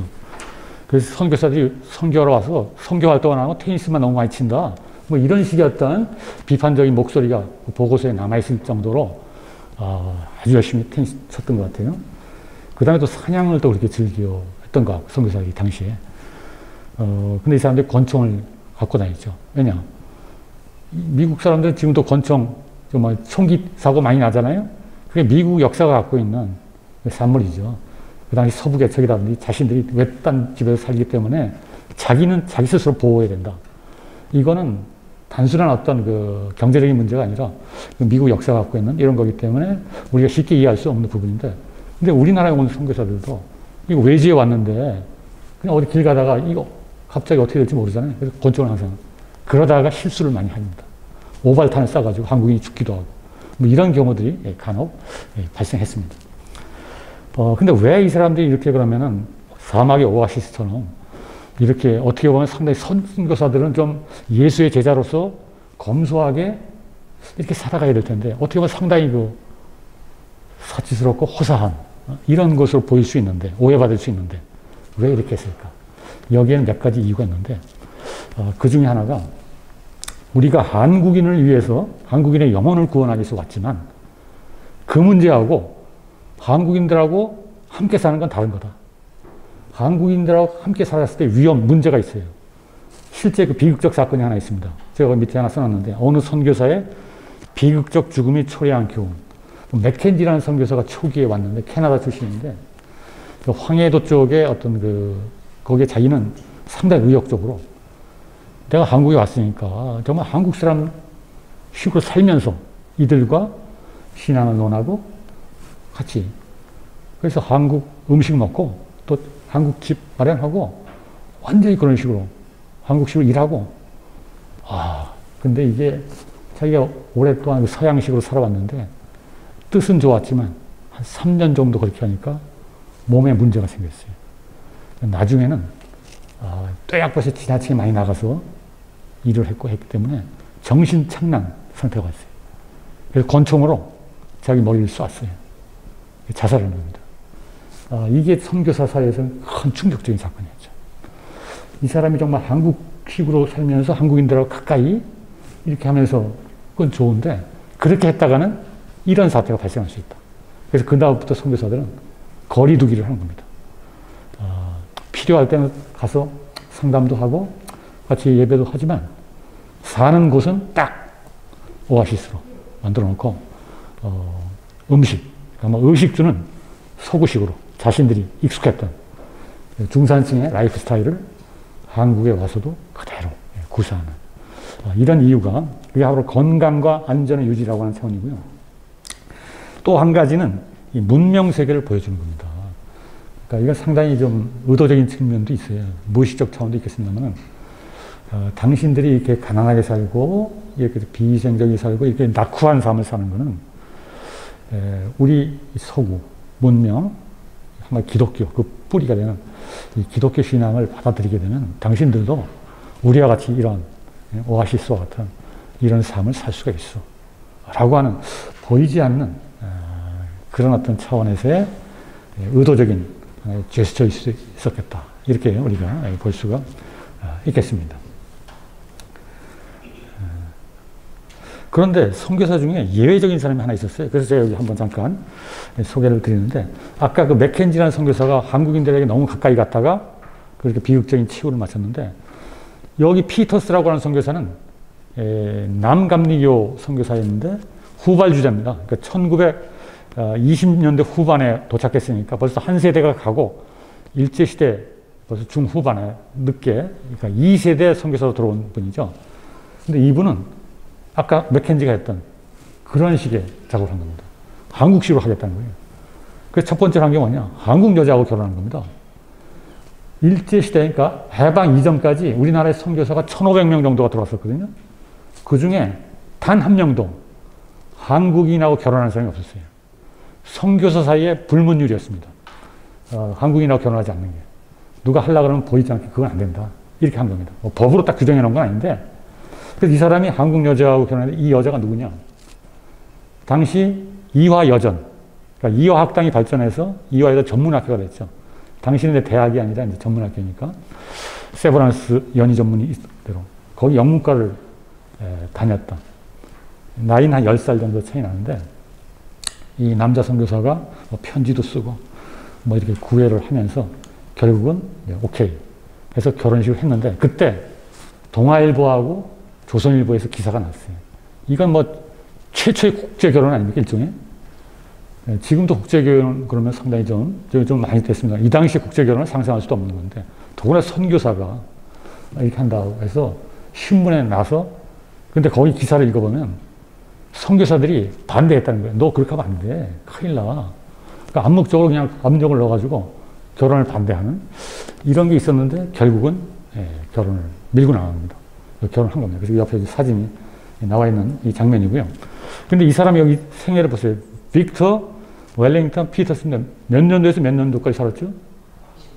몇 살입니까? 110세입니다. 110세.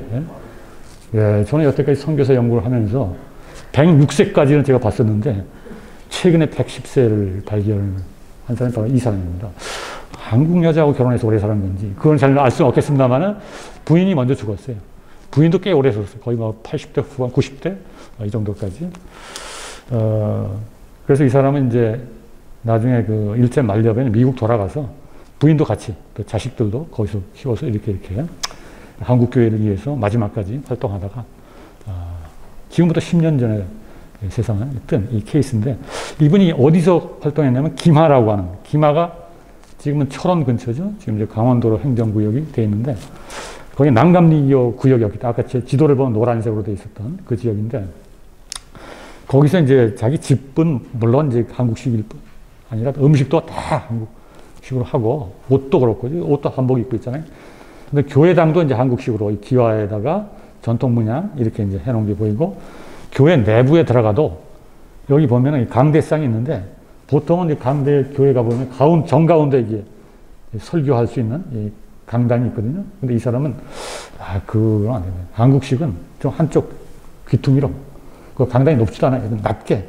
그럼 무슨 뭡니까 이 우리가 가구에 있는 그거와 비슷한 이런 식으로 돼 있고 그 다음에 의자를 다 치웠어요. 보통 우리 교회 가면 의자에 앉지 않습니까? 긴 의자에. 근데 한국식에 맞지 않는다. 이건 서양식이다. 한국인들은 온돌방 문화였기 때문에 그래서 여기 지금 사진에 안 나와 있습니다만은 마룻바닥입니다. 그래서 교인들이 예배 드릴 때 마룻바닥에 그냥 앉아가지고 그렇게 예배를 드리는 한국식으로 이런 식으로까지 이 사람은 했고요. 그다음에 이 사람이 개인적으로 그림을 잘 그렸어요. 그러니까 대학 다닐 때 미술 공부를 좀 많이 했어요. 그래서 그림을 많이 그렸는데 여기 보면 요 그림 여기 지금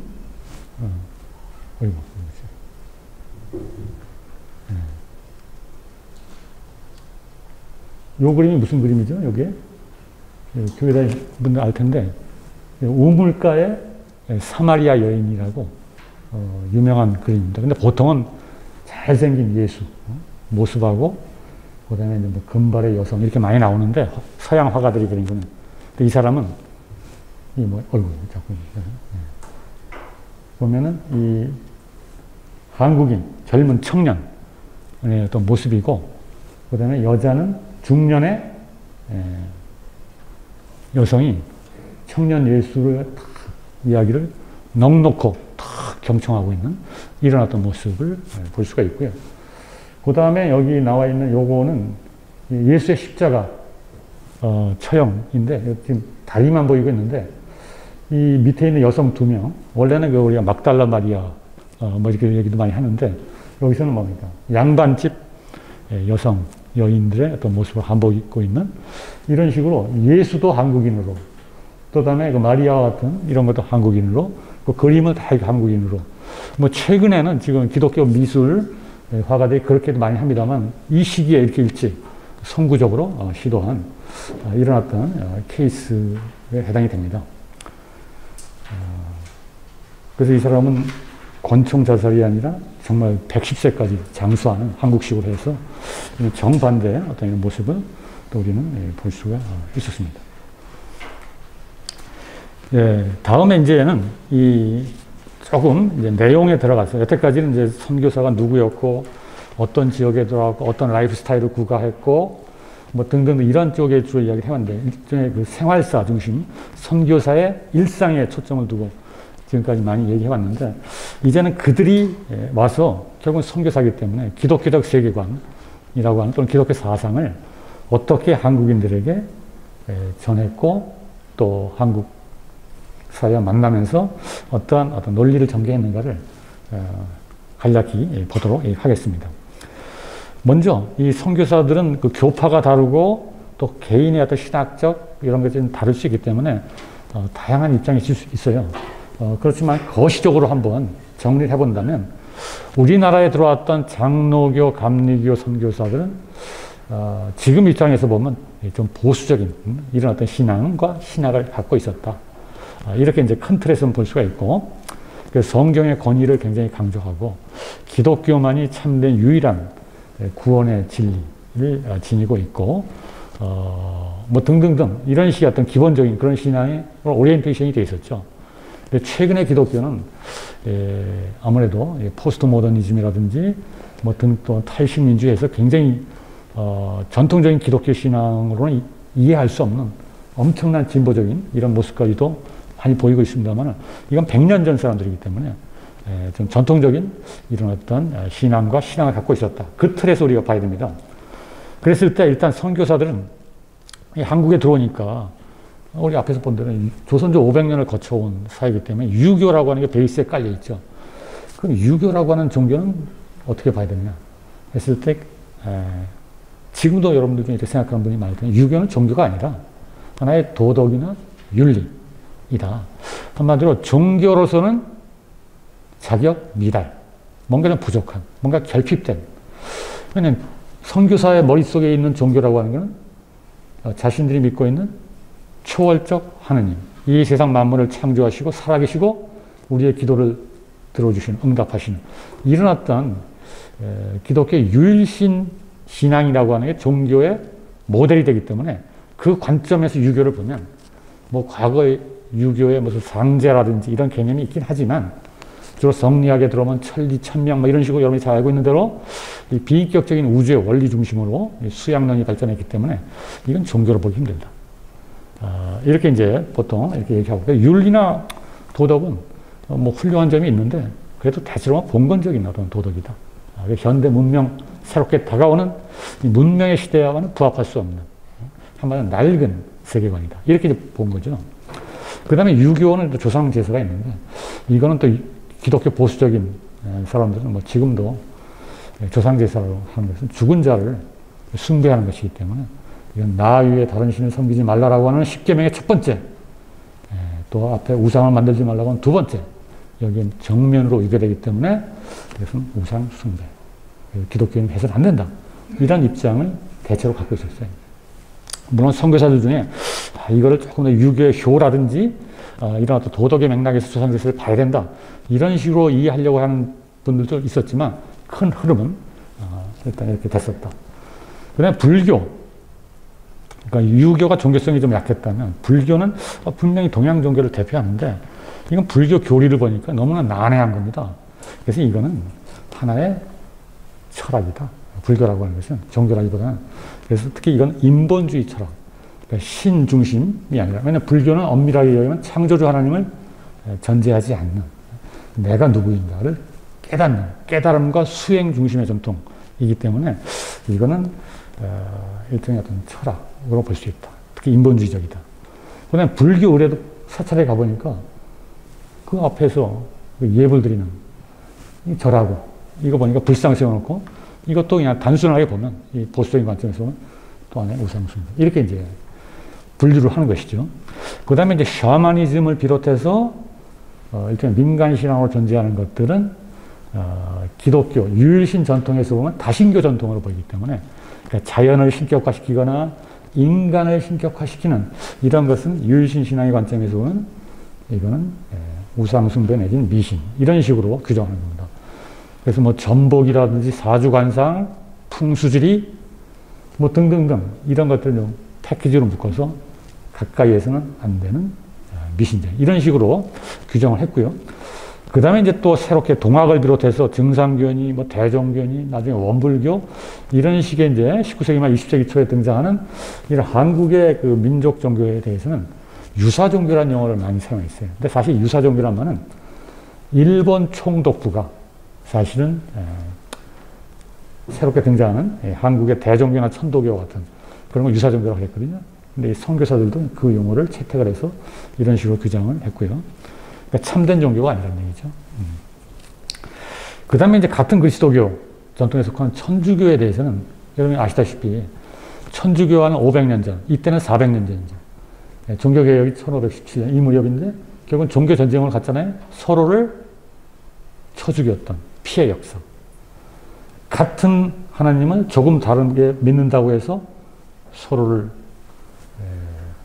정죄했던 엄청난 30년 전쟁을 비롯한 전 유럽 사회를 초토화시켰던 그 피해 역사를 강하게 기억하고 있는 겁니다. 우리나라에 들어왔다 아펜셀러도 내가 천주교하고 왜 가까이 가지 않느냐. 그 400년 전에 천주교에 의해서 박해받으면서 피 흘렸던 그 피 냄새가 아직도 진동하고 있다. 이 정도로 프로테스탄트 선교사들은 그런 어떤 가톨릭에 대한 그런 게 상당히 강했어요. 그래서 교리적으로 굉장히 다른 게 있죠. 교황제도부터 시작해서 연옥 개념이라든지 뭐 사제의 권위라든지 등등등. 근데 한마디로 천주교는 마리아를 숭배하고 있다. 마리아를 일종의 신격화시켜서 지금도 성당 가면 천주교 신자들이 천주 하나님께 기도하는 것보다 마리아한테 기도하는 게 기도 10번 하면 마리아한테 9번 하고 천주 하나님께 1번 한다는 거예요. 근데 사실 천주교에서는 마리아를 신격화시키는 게 아니죠. 마리아는 그리스도의 모친으로서 공경의 대상이고 성인인데 성인 중에서도 특급 성인.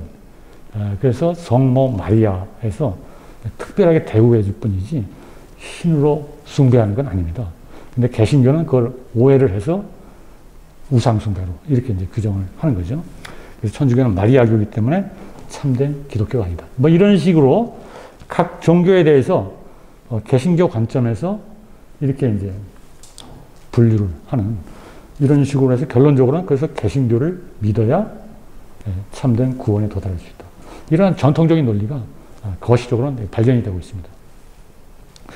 그 밑에 나와 있는 그 포교규칙이라고 하는 것은 아까 말씀드린 대로 총독부가 1915년에 포교규칙이라고 하는 종교 관련 법령을 공포를 했는데 이때 세 종교만을 공인한 겁니다. 이때 교파 신도라는 건 뭐죠? 여러분들 일본에 가면은 도쿄나 교토 시내를 걷다 보면 우리는 서울 시내 걷다 보면 제일 많이 눈에 띄는 게 교회당이잖아요. 성당하고. 도쿄나 교토는 어때요? 교회당이나 성당은 찾아보기 힘들죠. 그 대신 발견되는 게 뭐죠? 야스쿠니 신사를 비롯한 신사하고 사찰들. 신사와 사찰이 뭐 거의 50대 50으로 존재할 정도로. 근데 바로 일본의 토착신앙이라고 하는 신도를 나중에 메이지 유신 이후에 그걸 국가신도하고 교파신도로 나눠서 국가신도는 종교가 아닌 거로 보고 교파신도를 하나의 종교로 규정합니다. 그래서 우리가 알고 있는 천리교라고 하는 게 있어요. 제가 오늘 아침 서울, 아까 여기 지금 강의하러 서울역 앞을 지나왔는데 거기 보면 예수천당, 이건 뭐 제가 익숙해서 많이 아는데 보니까 또 마이크 켜놓고 천리교를 포기하고 있는 그걸 봤어요. 천리교도 상당히 공격적인 이런 선교 활동 많이 하거든요. 그런데 아까 우연히 봤는데 어떤 천리교가 이 교파신도에 사실 들어가 있었습니다. 13개가 있었는데 그래서 그런 걸 하나의 종교로 보고 그 다음에 불교, 그 다음에 기독교, 여기는 천주교하고 개신교가 포함이 되는 겁니다. 이 세 종교만의 종교고 그 다음에 천도교나 대종교, 너희는 유사종교야.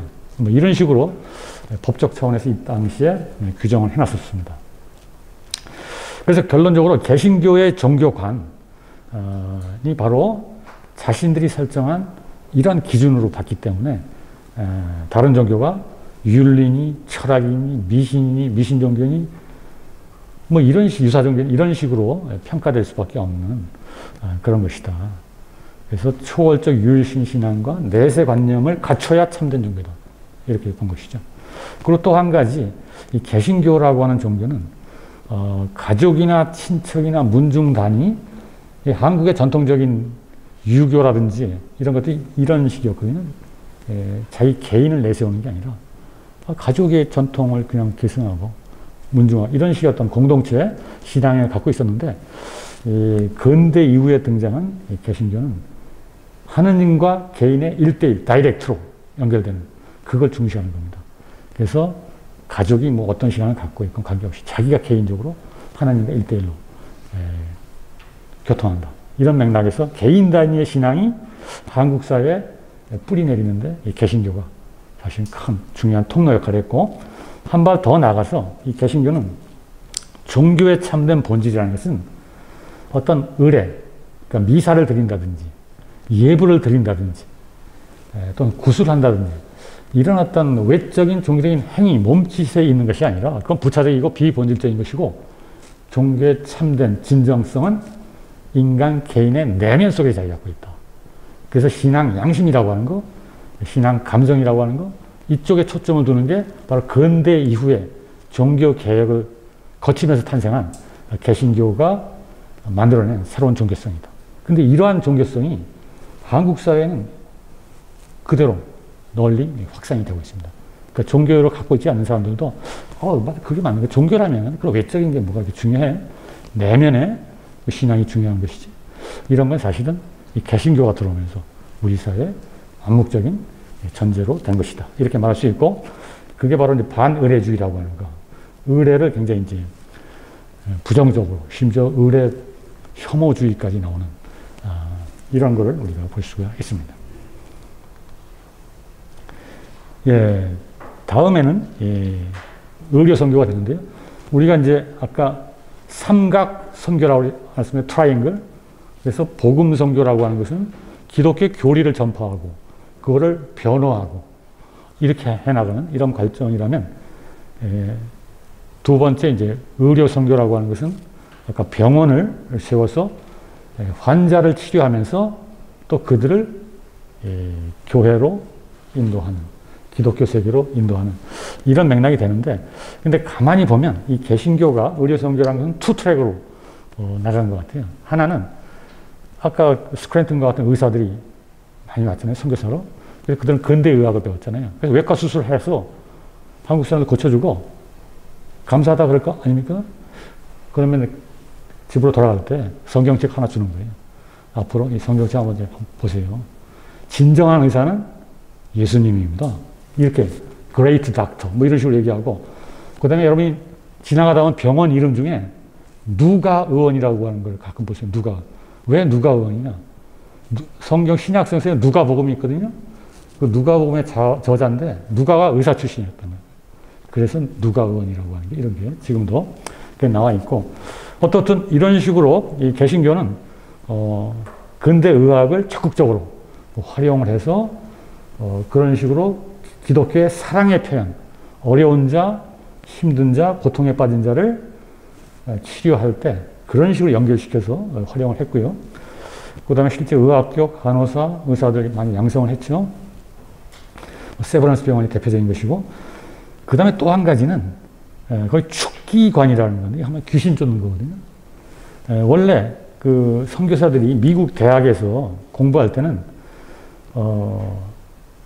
이 귀신 쫓는 거, 특히 신약성서에 보면 마태, 마가, 누가 복음 보면 거의 3분의 1이 예수님께서 병을 고치거나 귀신 쫓는 적입니다. 그게 엄청 많이 나와요. 초대교회는 실제로 그런 역사가 이루어졌다고 이제 보고 있는 거고, 그렇지만 2000년이 지난 이 시점에서는 그러한 기적, 이런 거는 사실 좀 인정하지 않으려고 하는 게 이 개신교의 주된 흐름이거든요. 그래서 그건 오늘 근대 의학으로 환자들을 치료하는 거, 이게 기독교 정신에 맞다. 옛날 예수님이 정말 귀신 쫓듯이 그래서 환자 이거는 안 맞는다라고 보는 게 주류 개신교의 입장이에요. 그래서 우리나라에 들어왔던 선교사들도 처음에는 그런 식으로, 이거 2000년대 유대인들의 세계관이 반영된 것으로 간주했어요.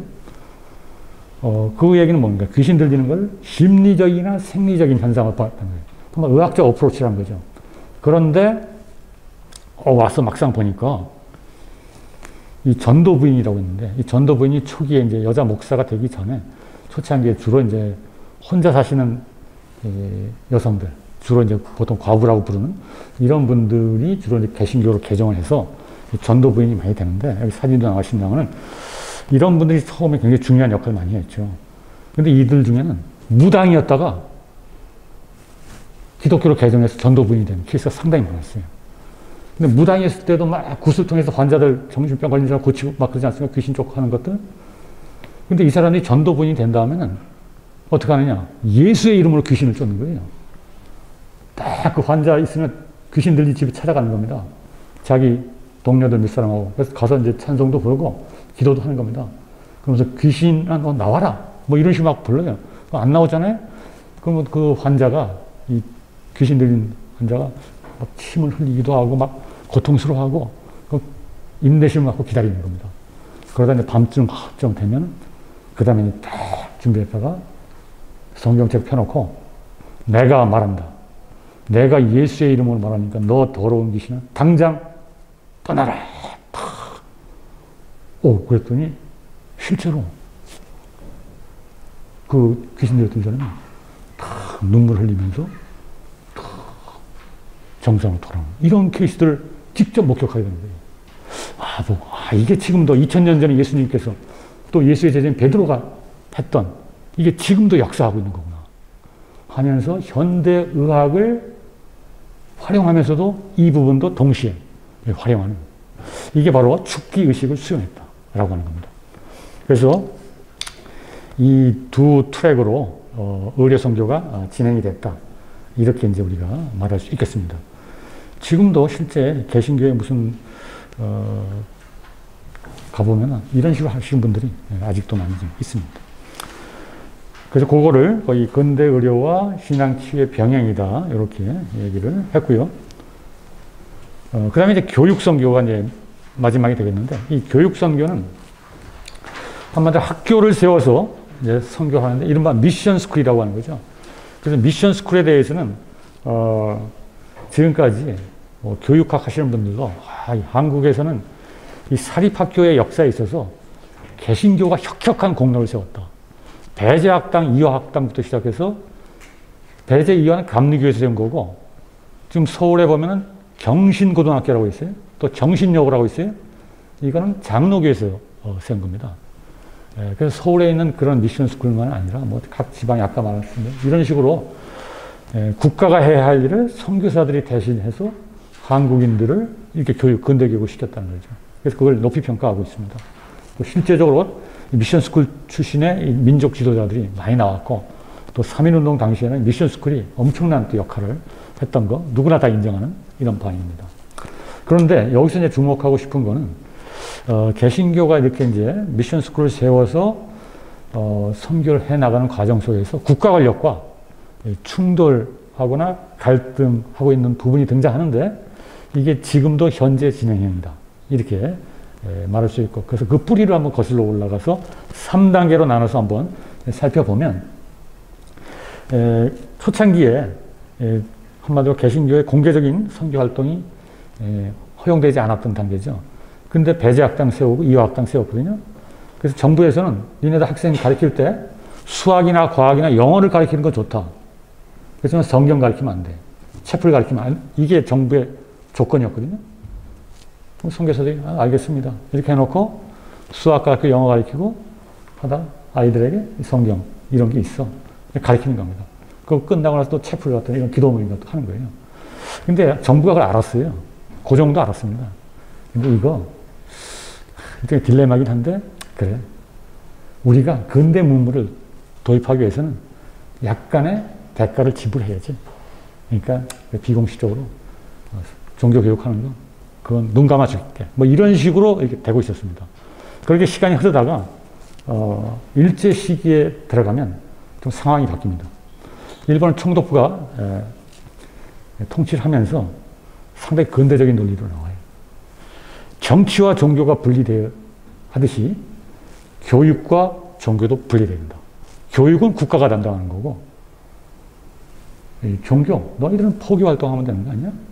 그러니까 교회에서 할 일하고 학교에서 할 일을 혼동하면 안 된다는 거예요. 근데 미션 스쿨은 뭐예요? 학교에서는 교육, 근대 교육만 해야 되는데 거기서 체프를 들이고 거기서 성경을 가르친다는 건 종교교육인데, 아무리 사립학교지만 그렇게 하면 안 된다는 거예요. 이건 근대 국가의 원칙에 어긋난다는 거예요. 그러니까 정교 분리의 또 하나의 버전이 교육과 종교의 분리라는 거예요. 교육은 공공성을 갖고 있는 거다. 특정 종교의 교리가 교육에 침투하면 안 된다, 라고 하는 논리죠. 이 논리는 지금도 강력한 걸 갖고 있는 겁니다. 그래서 이제 종교단체하고 타협을 하는 거죠. 어느 선까지를 이렇게 할 거냐. 그러니까 사립학교라는 것은 건학 이념이라고 하는 거, 이게 있기 때문에 사립학교 미션 스쿨을 세운 이유는 우리가 기독교 지도자들을 양성하는 그 종교교육을, 만약에 성경과 체프를 실시할 수 없다면 단순히 과학, 영어만 가르치는 거 우리가 학교에 세울 필요 없지, 이런 입장이거든요, 지금도. 그래서 거기서 타협이 필요한 겁니다. 그래서 결과적으로 어떻게 됐느냐, 일제시대 때는 일본 총독부는 좋다, 니네들이 미션 스쿨에서 성경 가르치고 체프를 해. 단 그런 학교들은 각종 학교로 남아있어요. 각종 학교. 정규 학교가 아니라는 겁니다. 졸업하면 상급 학교로 진학 자격이 주어지지 않는 거예요. 검정고시 다시 봐야 되는 겁니다. 그런데 고등보통학교라고, 이 정규 학교입니다. 그 학교로 등록을 하게 되면 종교교육을 하면 안 되는 거예요. 근데 여기서 입장이 갈린 겁니다. 감리교하고 장로교가 입장 차이가 나타났어요. 감리교는 배제학당, 이화학당 대표되는 이쪽은 총독부에 그걸 받아들여서 좋습니다. 우리는 고등학교로 등록하겠고 대신 성경 안 가르치겠습니다. 체포 안 하겠어요. 근데 방과 후에는 할 수 있다. 방과 후. 정규 수업이 끝난 다음에 따로 학생들 모아놓고 할 수 있는, 총독부도 그건 허락했습니다. 그렇지만 정규 교과 시간에, 수업 시간에 하면 안 된다는 거죠. 그래서 그런 식으로 해서 일제시대 내내 이 배제 이화학당 같은 감리교 학교들은 고등보통학교로 등록을 했고, 그래서 대학으로 곧바로 상급학교로 진학할 수 있는 학교의 위상이 높은 거죠. 일반 학부모들은 당연히 배화나 이화를 선택하겠죠. 자기 아들, 딸 학교 보낼 때. 학교 위상이 높은 거니까. 교육부 인정 수준이 높은 거니까. 쉽게 얘기하면. 근데 장로교 쪽 학교들은 좀 더 보수적이거든요. 그래서 우리가 정식 과목으로 채플과 성경을 못 가르친다면 고등보통학교 포기하고 각종학교를 남겠다. 이렇게 된 겁니다. 그래서 그렇게 가다가 나중에 3.1운동이 일어나면서 일본 총독부도 한 말 물러나고 이렇게 타협이 이루어져서 그 사이에 지정학교라고 하는 제도가 만들어져요. 그래서 이 지정학교는 고등보통학교하고 각종학교의 중간 수준에 있어서 여기 졸업하면 4급 학교 진학 자격을 얻을 수가 있어요. 다만 이 수준의 차이를 어느 정도 있죠. 그리고 지정학교를 아무나 지정학교 해주는 게 아닙니다. 예를 들면 장로교 어떤 기전 요구가 있다. 어떤 수피아 요구가 있다. 그러면 지정학교가 되려면은 교사진을 대폭 강화하고 학교 시설을 고등보통학교에 거의 준할 정도로 높은 수준의 시설 투자를 해야 되는 겁니다. 돈이 필요한 거거든요. 그래서 미국에서 막 펀드해서 막 그렇게 해서 지정학교 되려는 학교들이 있었는데 그 시험도 봐요, 학생들을. 얘네들 수준이 되는가. 그래서 떨어지는 학교가 있고 지정학교가 되는 학교가 있었습니다. 그래서 전주의 신흥학교는 지정학교로 됐고 수표학교는 떨어지고 뭐 이런 식의 결과도 나왔습니다. 어떻든 이런 식으로 학교 서열화를 통해서 그 종교교육의 문제가 해결이 됐다. 이렇게 말할 수 있고요. 이 다음에 이 해방 후 지금의 문제인데요. 여러분이 아시는 대로 이 평준화 제도가 박정희 정권 때 세워지면서 좀 복잡한 논쟁에서 법적 논쟁까지 간 게 바로 이 문제죠. 한마디로 미션 스쿨들은 전통적으로 해방 후에 자유롭게 이렇게 채플 정규교육을 하고 있었는데 갑자기 평준화가 되면서 어떻게 됐습니까? 그 전까지는 자발적으로 들어왔는데 이제는 비기독교인 학생들이 추첨으로 들어와 버렸어요. 그래서 관행에 따라 그냥 성경하고 채플 했던 겁니다. 그랬더니 자기 아버지가 스님인데 배재고등학교 미션스쿨에 배정이 된 거예요. 스님의 아들이 있나? 여러분들 궁금해할 텐데 있죠. 어떤 종파죠?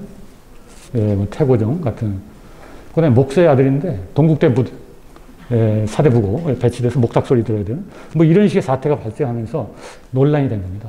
교성정리가 필요하다. 이렇게 해서 암묵적인 타협으로 가다가 결과적으로는 거의 숭실대 판결과 대강고 판결, 인권위 사태까지 가고 지금도 진행 중입니다. 2022년 인권위 사태까지 나왔습니다. 숭실대 판결은 숭실대 법대 다녔던 4학년 학생이 학교 측을 대상으로 법정 소송을 건 거예요. 그 6학기 동안 체프를 이수하지 않으면 졸업장을 주지 않겠다라고 하는 숭실대 입장이었거든요. 근데 이 학생이 법학을 공부했기 때문에 소송을 걸었죠. 근데 1심, 2심, 3심에 올라가서 대법원은 이거 체플 이수를 6학기 동안 하는 거는 대학의 건학 이념을 실현하기 위한 거고 학생들의 종교 자유를 침해하는 건 아니기 때문에 오케이, 문제 없다. 이래서 학교가 승소했어요. 그런데 고등학교인 미션스쿨인 대강고는 전혀 다른 판결이 나왔죠. 이건 학교가 졌어요. 학생이 승소했습니다. 그 결론은 뭐냐? 학교가 종교교육을 할 수는 있다. 단 학생과 학부모의 동의를 받은 단 해라. 원하는 학생만 해라. 뭐 이런 식으로 사실상 학생 측이 승리한 거죠. 왜 이렇게 차이가 나타났을까요? 고등학교는 추첨으로 들어가죠. 대학은 자기 자발적으로 들어가잖아요.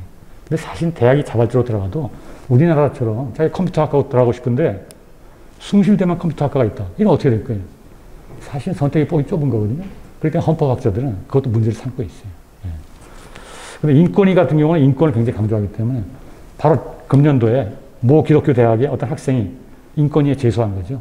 체포를 강제하고 있는데, 의무하고 있는데, 이건 종교적인 침해이고 인권 침해다. 근데 인권위는 맞다. 그래서 학생 편을 들어준 거예요. 근데 인권위는 법적 구속력이 없거든요. 권고만 할 수 있어요. 학교가 인권위 의견을 받아들이지 않으면 그만입니다. 예, 그런 한계를 갖고 있다. 이렇게 얘기할 수 있겠고요. 예, 뒤에 제가 몇 페이지가 좀 더 있는데, 시간이 보니까 거의 5분 정도 남은 것 같습니다. 뒤에 부분들은, 그냥 여러분 대충 보시면 알 수 있을 것 같은데, 제가 짧게 한번 5분 동안 보도록 하겠습니다. 한국인들이 어떻게 해서 개종, 입교하게 됐느냐, 크게 세 층을 나눠볼 수 있다. 한마디로 민중층은 살기 힘들고 관리들로부터 너무나 억압과 차별과 한마디로 착취를 당하고 있기 때문에 힘이 필요하다. 그래서 해방되는다. 근데 보니까 선교사들이 막강한 힘을 갖고 있다는 거예요. 치해복권을 갖고 있고 또 경제적으로 서포트도 해주고 교회 가면 먹을 거 주고 뭐 등등등 이런 식의 것 때문에 거의 양대인 자세라는 게 양대인이 서양인인데 그들의 힘을 빌린다라고 하는 게 자세라고 하는 말 그런 뜻입니다. 그 라이스 크리스찬이라는 말이 등장하죠. 생계를 도모하기 위해서 신앙을 교회의 문을 두드리고 그래서 선교사들이 참 이래서는 안 되는데 뭐 하면 이런 어떤 것들이 등장하고 있고요. 백정 박성춘 같은 경우 선교사의 치료를 받고 이제 그렇게 된 경우가 있고요. 지식층 같은 경우는 우리가 지금 국권의 위기, 그래서 문명 개화를 해야 되고 부국강병을 해야 되는데 기독교를 통하면 효과적일 것 같다. 이래서 이제 일제시대 때는 이제 독립운동의 방편으로 교회를 활용하려고 하는 이런 어떤 지식인들이 보입니다. 윤치호, 서재필, 이승만은 목사가 아닙니다. 기독교인이다. 평신도 지식인이에요. 목사가 되면 자유롭지 못하거든요. 이런 운동하는데. 일부러 평신도로 택했다. 이렇게 볼 수 있고요. 그 다음에 또 일부 사람들은 정말 신앙적 동기로 구도자의 자세로 성경 읽어보니까 사서성경보다 훨씬 한 차원 높다. 이렇게 해서 들어간 사람들이 있고 최병환 같은 사람은 이렇게 목사의 길을 간 사람들이죠. 다른 거. 그 다음에 기독교가 들어와서 했던 것 중에 이제 신분차별 문제인데 양반과 백정교회라고 하는 타이틀을 걸어봤는데요. 바로 백정 출신이 나중에 관민공동에 가서 연설도 하고 장로가 되고 그 아들이 세브란스 의과 대학 교수가 되는 이런 식의 엄청난 신분의 변동이 가능한 게 기독교가 들어와서 모든 사람은 평등하다라고 하는 것을 강조했기 때문에 이런 현상이 나타난 것이다. 그럼에도 불구하고 연동교회와 묘동교회 같은 경우는 양반들 중에는 아직도 뿌리 깊은 신분제 의식이 있기 때문에 같은 교회에 천민, 백정이 들어오는 거 같이 앉아 있을 수 없다. 그래서 교회를 별도로 분리해서 나가는 이런 사태가 실제 발생했습니다. 그 다음에 이제 기독교 문명론이라고 하는 것은 우리가 오늘 타이틀이 이 문명 개화에 관계된 것인데 그래서 기독교를 통해서만 진정한 문명 개화가 가능하다라고 하는 주장들을 다양한 사람들이 나서서 하고 있습니다. 그래서 개화의 등급을 이렇게 쭉쭉 나누는 거. 이거 뭐 6.1주의 서유교연문에서 세 가지로 나눈 거를 여기서 네 단계로 나눠놓고 미국의 흑인이 아프리카 흑인보다 뛰어난 것은 미국 백인의 교화를 받아서 그렇다. 뭐 이런 식의 주장이라든지 아시아의 황인종이 흑인보다 더 개화된 것은 피부색이 검지 않아서 그렇다. 라든지 뭐 이런 식으로 상당히 자의적인 인종주의와 사회진론에 근거한 이런 논리가 등장했다. 그리고 기독교를 믿으면 문명국가가 된다. 전 세계에 봐라. 지금 잘 사는 나라가 어떤 나라냐. 다 기독교 국가들 아니냐. 뭐 이런 식의 논리. 그 다음에 그 뿌리, 근원, 동력이 바로 기독교다라고 하는 얘기들을 이렇게 지금 선교사들이 같은 맥락에서 얘기를 하고 있습니다. 윤치호 같은 경우 아까 잠시 얘기했습니다. 이 사람 같은 경우 미국에 유학 가서 10년 동안, 5년 동안 있으면서 결국은 우리가 미국식 민주주의라든지 미국식 종교를 택해야만이 한국이 잘 살 수 있다라고 하는 이야기가 되겠습니다. 서재필도 마찬가지죠. 독립협의를 했습니다만 미국에서 생활해 보니까 다른 대안은 없다. 바로 이승만도 마찬가지죠. 아까 우리가 나왔던 이런 케이스가 되겠습니다. 다 비슷비슷한 논리가 되겠습니다. 그런데 이러한 어떤 기독교가 나중에 한 세대가 흘러니까 계몽 주식인이 이광수의 비판을 받게 됩니다. 보니까 기독교가 처음에는 문명의 종교로서 마이크가 다 떨어진 것 같은데요. 좋은 역할을 많이 했는데 지금은 오히려 문명에 뒤지는 이런 어떤 모습을 보여주고 있다 하면서 어떤 아직도 그 목사하고 평신도 사이의 관계를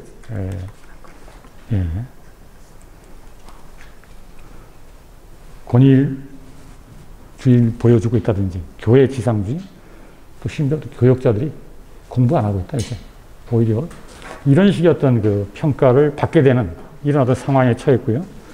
한 발 더 나가면 1920, 30년대는 사회주의에서 본격적으로 반종교 운동의 일환으로 반기독교 운동이 일어나면서 기독교의 본질 자체를 뭐 환상적 이데올로기에 근거한 미신적 믿음이라든지 또는 자본주의의 어떤 제국주의의 어떤 옹호자라든지 이런 식의 비판들이 들어오고 있습니다.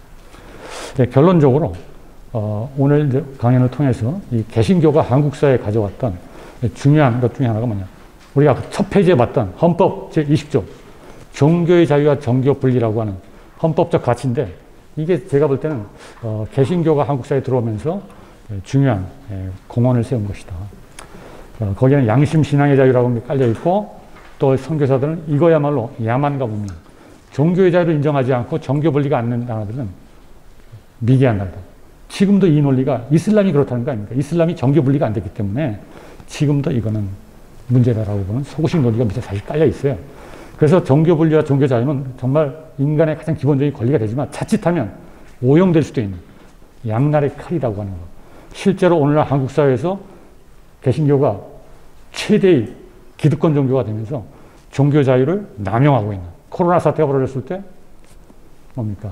방역수칙 무시하면서 예배의 자유, 종교의 자유를 내세우면서 방역수칙 무시하는 이런 식으로 나가고 있는 또 군사정권의 정교분리 내세우면서 군사정권과 결탁하는 밀월 관계를 갖는 이런 식의 또 남용되는 이걸 우리 함께 봐야 된다. 그래서 제가 마지막 문장으로 그 두 가지를 앞에서 나온 건데 해놨습니다. 소수종교였던 개신교가 100년 만에 한국 최대의 다수종교로 등장했는데 여기에는 백정 해방과 같은 민중의 고난에 동참하는 이러한 역할과 지식인들에게서 문명의 종교, 문명 개화의 종교로 받아들여지면서 한국 근대화의 방향이 같았기 때문에 상당한 정도로 호응을 받아서 최대의 종교가 됐는데 이제 과연 그런 이미지에 지금 부합하는 역할을 하고 있는가를 다시 한번 돌아볼 때가 됐다라고 하는 이야기하고 그다음에 아까 나왔던 이 개신교가 내면적 신앙이나 감정에 초점을 두면서 의례라고 하는 것을 굉장히 과소평가하고 있는데 사실 우리가 종교의 세계를 이해하면 의례라고 하는 게 중요할 수 있다. 이해하는데 그 부분을 개신교가 다시 봐야 된다. 이렇게 이야기할 수가 있겠습니다. 예, 일단 오늘 강의 여기서 마치도록 하겠습니다. 예, 감사합니다.